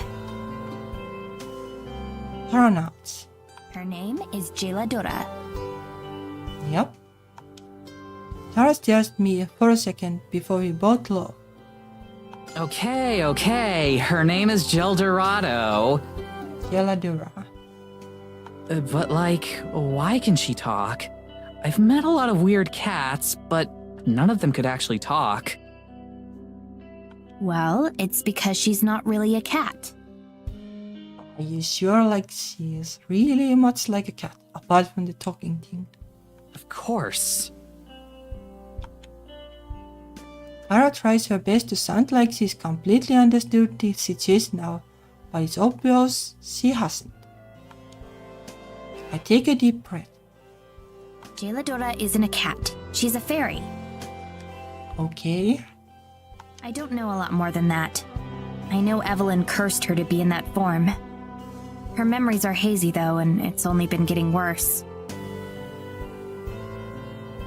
She wasn't always like this. She's been around as long as I can remember. She only started talking to me when I was 12, but even back then, she's forgetting she was ever a fairy. I'm worried that soon she's not going to be anything other than a house cat.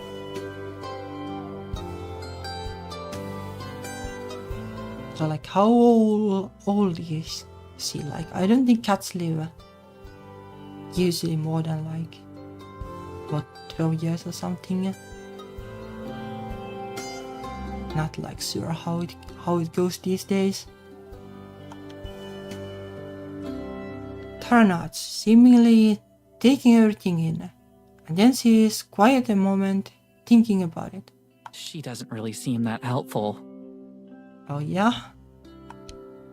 I nod my head sadly. She used to be. I'd have never known anything about what Evelyn was without her. I bite my lip. For a long time, she was my only friend. She was the only one I could really trust. Wow, that's a little rough. I still believe in her. I still believe she can help. I look away.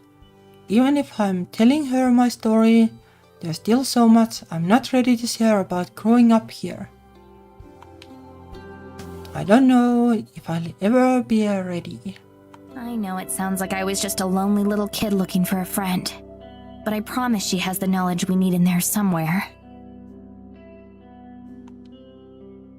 Tara starts to lean toward me while letting out a grunt of pain as she moves. I go to push her back down into bed, but before I can do that, her arms wrap around me. She gives me a gentle squeeze, and I lean into her in response. I want to hug her too, but I know that wouldn't be doing her back any favors. So I sit there and let her hold me. Try to take refuge in it. Try to remember that I'm not alone. You don't have to make excuses. I believe you. And I'm sorry you had to grow up like that. It's their loss that they didn't stick around to see how cool you turned out to be. She pulls back the grin at me. That same goofy grin I have seen hundreds of times before. But it's so much better in person than it was on a screen. And it's exactly what I need right now.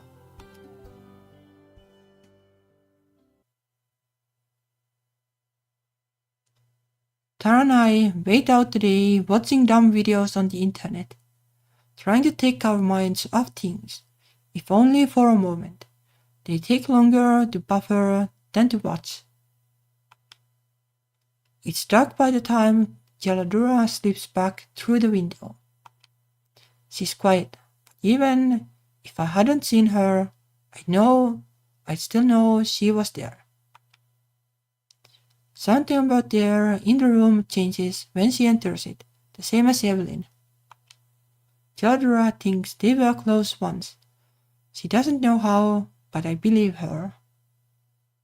Hello, Geladora. Like Evelyn is like an evil fairy, I guess then. And like Geladora is a fairy of some kind. Meowdy! Yuri. How's your hunting? She looks at me, and if ever a cat could give a self-satisfying grin, I swear she would right now. Her voice seems so luxuriate in it. It was good, Morgan. Much better than your hunt this morning. Surely. She jumps into my lap and rubs her head against my hand. How does she know about that? I know much about Evelyn. Her voice is deep as tone and rumbles in her throat with a purr. She stops rubbing on my hand for a moment and looks up at me. And Evelyn knows everything about you. What did you think would happen, cursed child? I hate when she calls me that. I have spent years dealing with it, looming over me, and the last thing I want is her rubbing it in. Even more, I hate that she's right. I should have known this would happen. I should have kept Tara from going to the office. But I never imagined Evelyn was that strong, and Tara's paying the price for my failure. Evelyn is as good a hunter as any cat. She'll never let her prized vessel out of her sight. Oh, vessel? Well, I know about that. I have played Hollow Knight. She's watching you even now, Morgan. I guess Morgan is the vessel. So like Morgan is the knight, I guess. And when the moon is full, she will finally strike. Just like escape, I guess. Maddie is dead anyway, so no reason to stay. And then, still in my lap, she curls up and closes her eyes. I'm not going to get any more out of her tonight. Tara doesn't say anything for a while. She looks contemplative even. But when she does speak, she asks the question I knew she would. Why'd she call you cursed? No, because she's like supposed to be like next body for the Evelyn fairy thingy. I wish I could lie. It may be the first time I have ever wanted to lie to someone other than Evelyn, but I can't. Tara deserves to know what she's involved in. Or if she's a curse, like maybe that's why she can't escape. Because I am. Tara just stares at me, half in shock. She quietly waits for me to continue. I hesitate a moment before continuing regardless. Evelyn is not my real mother. My real mother died before I was born. And whatever Evelyn is, she took her body. She's done it to our family for years. Geladora and I pieced it together from town records and scraps of my mother's diary. Every couple decades, she has to change hosts. And I look into Tara's eyes. This is the first time I have ever told all this to anyone. And you're next. Tara says the words, I don't want to, I nod. Evelyn's going to make her move on the night of the full moon. That's what Jeladora says. I close my eyes. I know she's right, but I don't want to admit it, even to myself. The full moon is so close. And then I feel a hand, grabbing tight on my own. Open my eyes and see Tara staring back into them. Wow, that's a lot. And, like, it's really hard for me to know what to say here, but thank you for telling me. We're gonna stop Evelyn, and if it has to be before the moon is full for whatever reason, then we'll do that and we'll save Mads. Build a ladder. Not gonna happen. Hopefully the former will happen at least. We'll stop her, I swear. She's smiling so big and so proud, and she sounds so damn confident I want to believe her. More than anything, I hope she's right. For the first time in my life, I want to trust someone.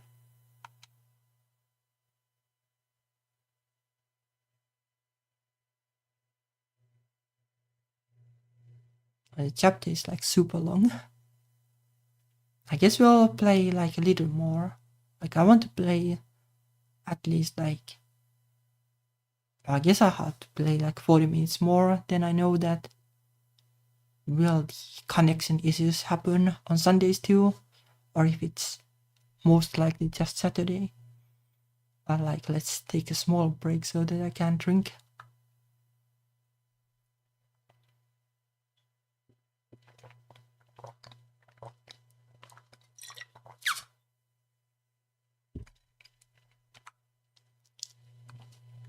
Alright. I'm starting to get used to it. Just a little bit. I have done my best to keep a regular human schedule as much as I can. Going to bed at night, waking up in the morning. Even if they are unnecessary, they help me feel a little bit more like myself. Like not quite everything has changed. Hunger or not, I'd kill for a cheeseburger or something though. I don't know what I'd do without Abigail. She's never far from my side, and she's my anchor through all this. Endlessly supportive and positive. I know that she views my circumstances, well, differently than I do. That she enjoys having me here, but I can't fault her for that. I still can't fathom the depth of her loneliness, depth of the loneliness she's felt, with nothing but the silent tree spirit for company. The days that we have spent together have been pleasant enough, but I still don't want to accept this fate. I can't. I rise from my spot on the stone floor. Sunlight pours down through the stained glass window of the church, and has been for some time now. There hasn't been much snow since the storm that I was caught in. All of my time has been spent here in the church, or exploring the woods with Abigail. I try to see the charm in some of the places she's taken me to, but they all feel the same. Trees and rocks and snow, in varying combinations. The forest may be huge, but stifling in how repetitive it all feels. I wonder if they are like unable to leave the forest then. I keep hoping that Tara and Morgan might come by, so I could at least see them. Even if they can't see me, so far they haven't.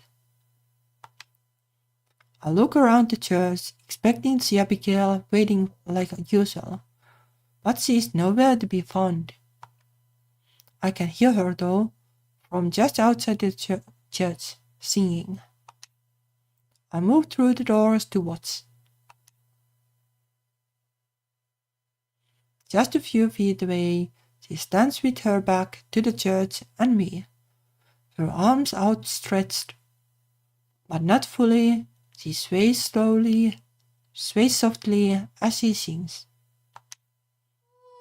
And God, how she sings.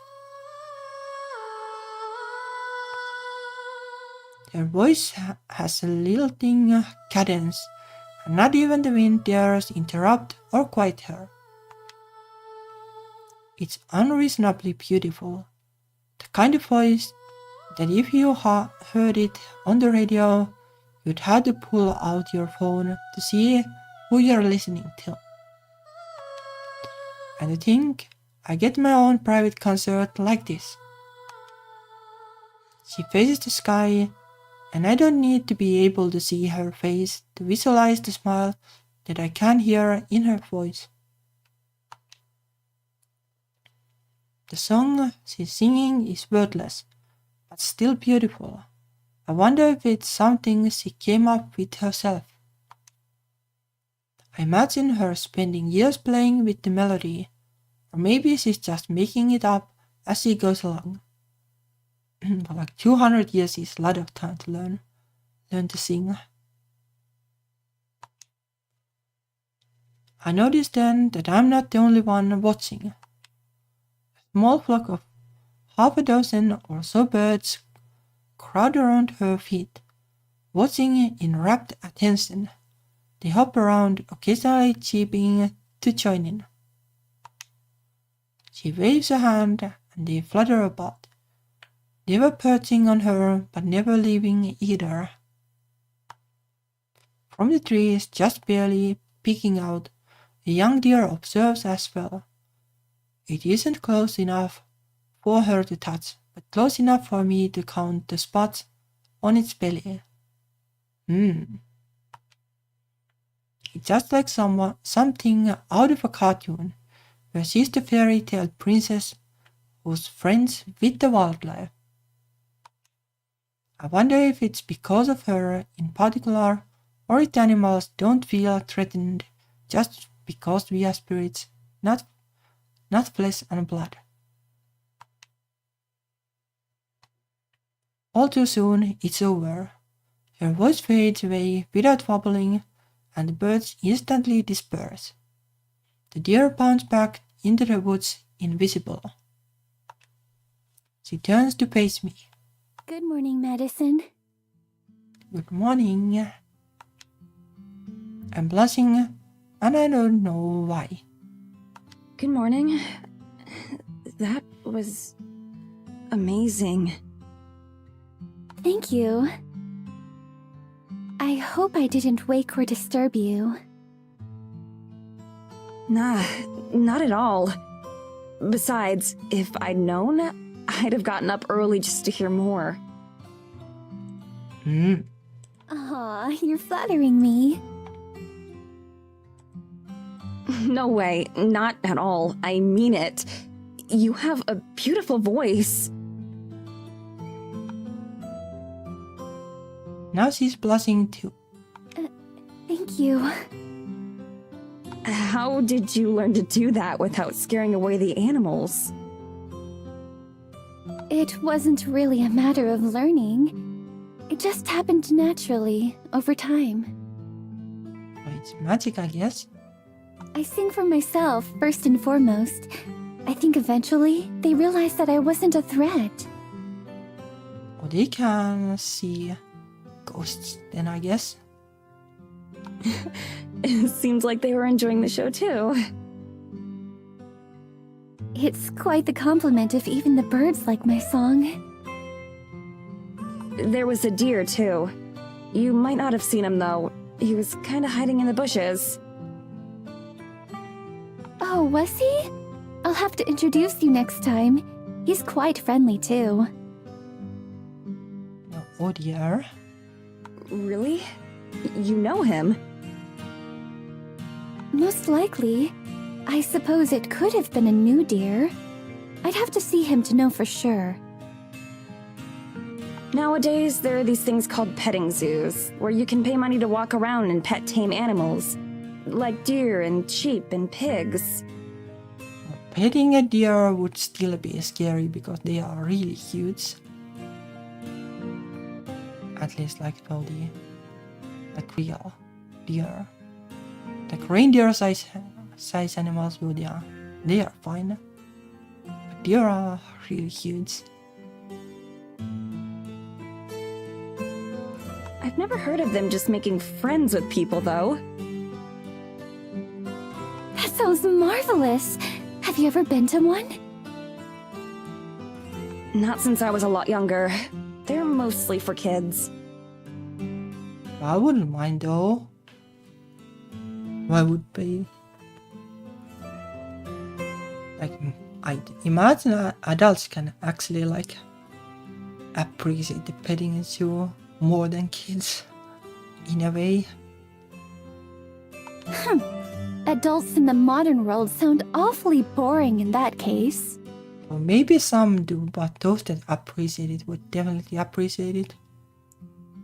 I would appreciate one. I haven't been to one though. I have been to a normal zoo, but that is fine too. I did appreciate that too. Abigail walks to my side, standing close like she always does. I wonder if it's intentional. Together we face the forest. She touches my arm so lightly that I wonder if that's intentional too. If you're feeling up for it, there's some place I'd like to show you, here in the forest. It's one of my favorite spots. Probably just like the forest. Of course, lead on. I'd love to see anything that you think is special. Like forest, like usually special is just like a rock or something basically.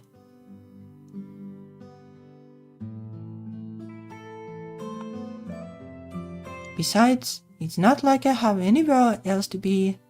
I've refrained from saying that out loud. I'm genuinely interested in what she wants to show me. I like spending time with Abigail. But I hope that she'll also be willing to answer some more of my questions now too. Having fun together is nice, but it just feels like a distraction from the matter at hand. So you have like the whole lifetime and then some more to discuss things, I guess. Speaking of hands, Abigail takes mine ever so gently. Let's go then.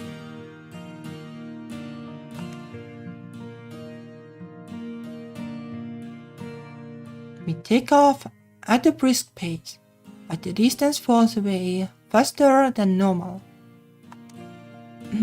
And borne along by her boundless enthusiasm and surely more than a little magic.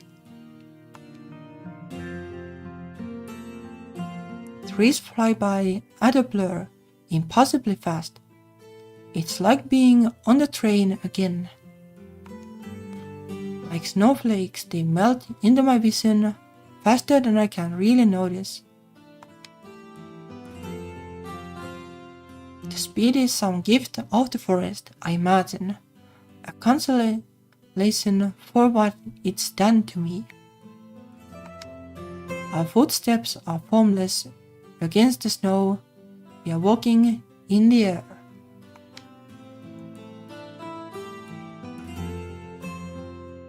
It's the same as when I first met Abigail. That feels like an eternity ago. For at least a couple hours more, I try to push those thoughts away so I can enjoy whatever it is she wants to show me. I want to enjoy this for my own sake. For her sake too. I have trouble thinking of anything other than her. The gentleness of her grip, the light and joyful way she moves around the ground, across the ground, the certainty with which she pulls me forward. Every so often, she turns around to make sure I'm still there. Though I'm sure she's very aware of our interlocked fingers. I know that I am. Yes, I can add that to the ever-growing list of feelings to sort through. The forest shifts even faster than it did a few days ago, when we went to visit the spirit. It changes too fast for me to keep track of any reference points. If I try to focus on one spot for too long, I get a little dizzy. So I stop focusing on that and just go with the flow. Eventually, Abigail slows our pace, and the passing of the forest reverts to normal rate as well. At first glance, it seems like any other path we have visited. But when I look closer, I start to notice small differences. Some trees are devoid of snow, with piles of it beneath them, as if some brushed them clean. Others are decorated with strange paint-like streaks of color, mostly blue, but some are white. On other trees, icicles dangle from the branches and give off a strange glow. When I approach to examine one, the glow dims. Abigail pays it no mind. This must not be strange to her either. I hurry to catch up, though she's only gotten a few steps away. We're almost there. It's just up ahead. Through the trees, I can already see where she's taking me.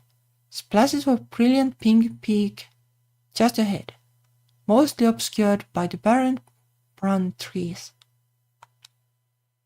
I don't even have time to be curious about what they are before we arrive.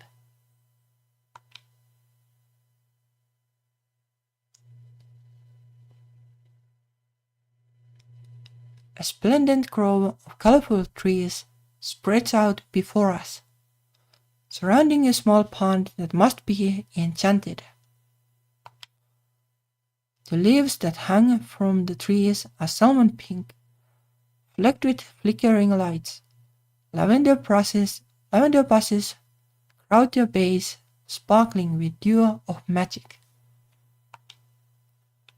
While snow covers the ground all the way up to the source of the pond, the trees themselves are devoid of it, much like the forest spirit's home.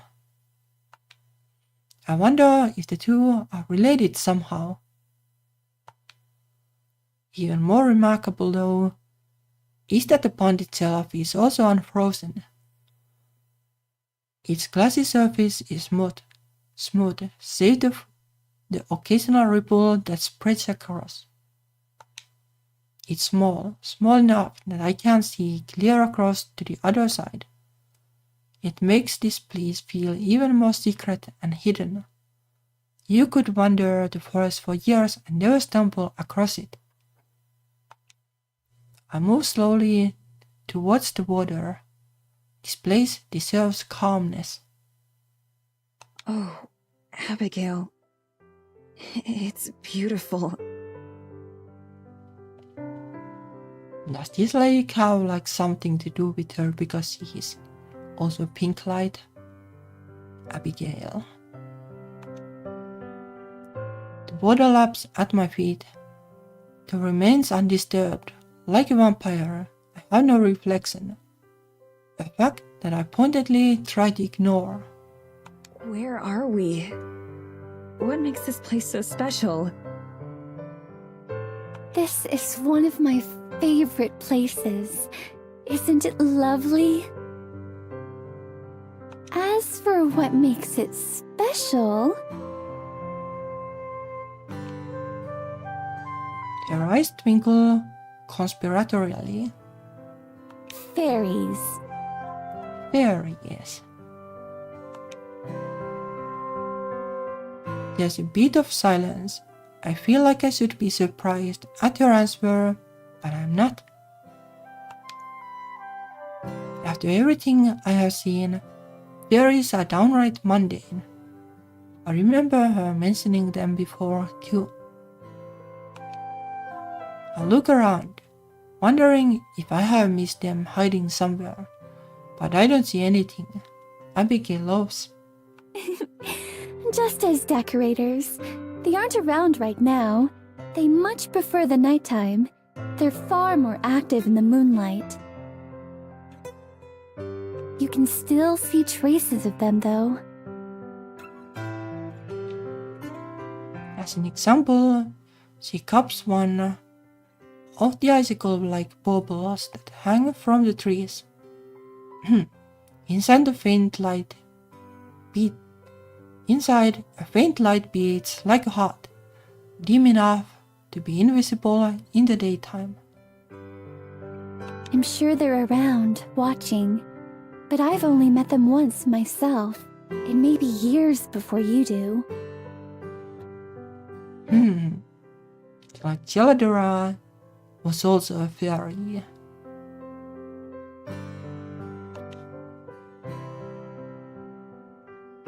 There it is again, the promise of eternity spent like this. I bite my lip. I think that's okay with me. I've had enough magic for 1 week. Yes, understandable.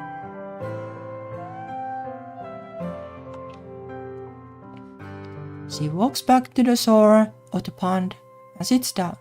I take a seat beside her. Really though, thank you for bringing me here.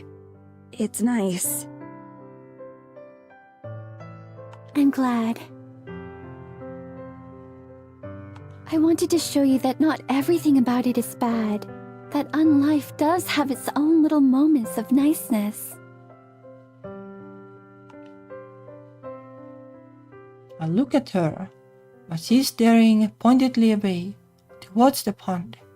Her cheeks redden a little bit. Unlife is a good word for it. Yeah, probably better than undead. Do you think so?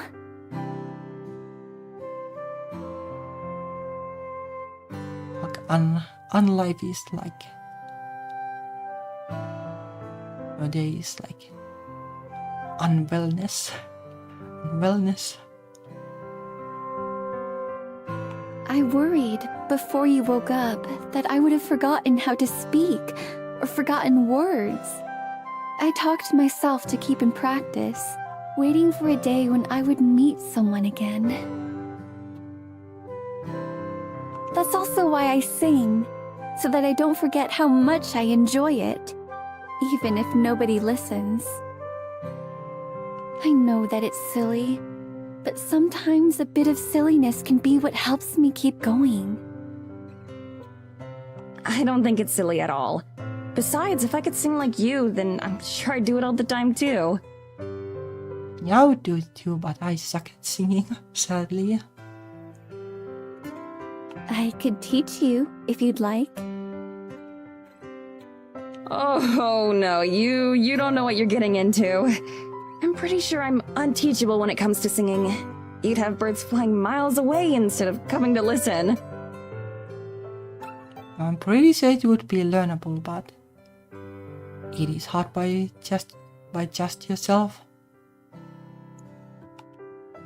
She loves. Come now, I'm sure it can't be that bad. I knew nothing of singing when I first started. I simply practiced and practiced. Everything gets better with practice and time. Yep, give it a couple 100 years and you're pretty good at it, I guess. My singing voice has got to be the one exception. My middle school teacher even told me there was no way I would ever be a singer. It was one of the most traumatic days of my 12 short years back then. So like, Like a lot of people supposedly like get traumas from the music classes in school, which is a shame because, well, what you need as a kid is like confidence and encouragement, but then like the adults just like, well, make you sad. In all of existence? Out of everything. In that case, I suppose I must hear it, just to know. You can't promise something like that and then not demonstrate. Yeah, they are. They are like a grump and a sunshine for sure.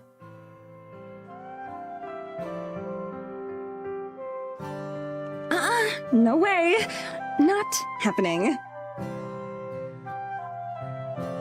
What if we sang a duet? Now one of you can sing like the beautiful kind of singing, and one of you can sing the rap kind of singing, I guess. Definitely not. Oh, you're no fun.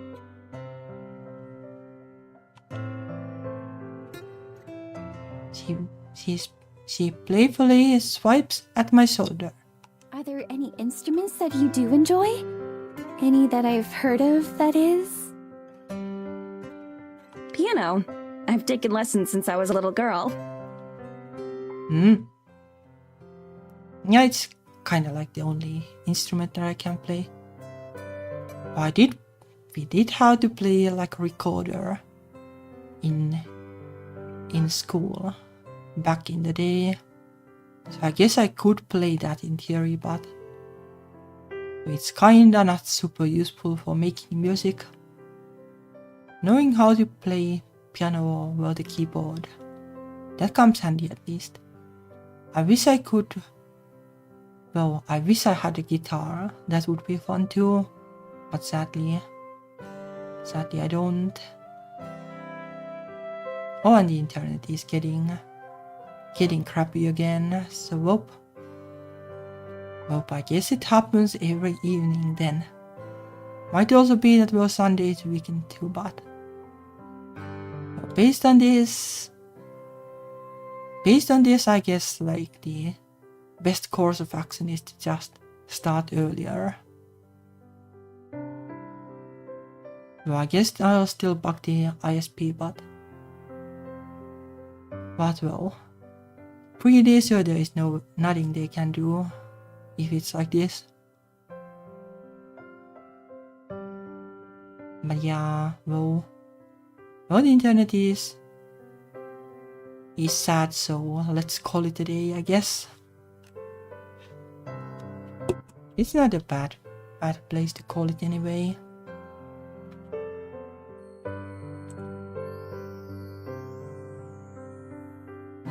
Oh, it's chapter 3. I have no idea where it's changed, but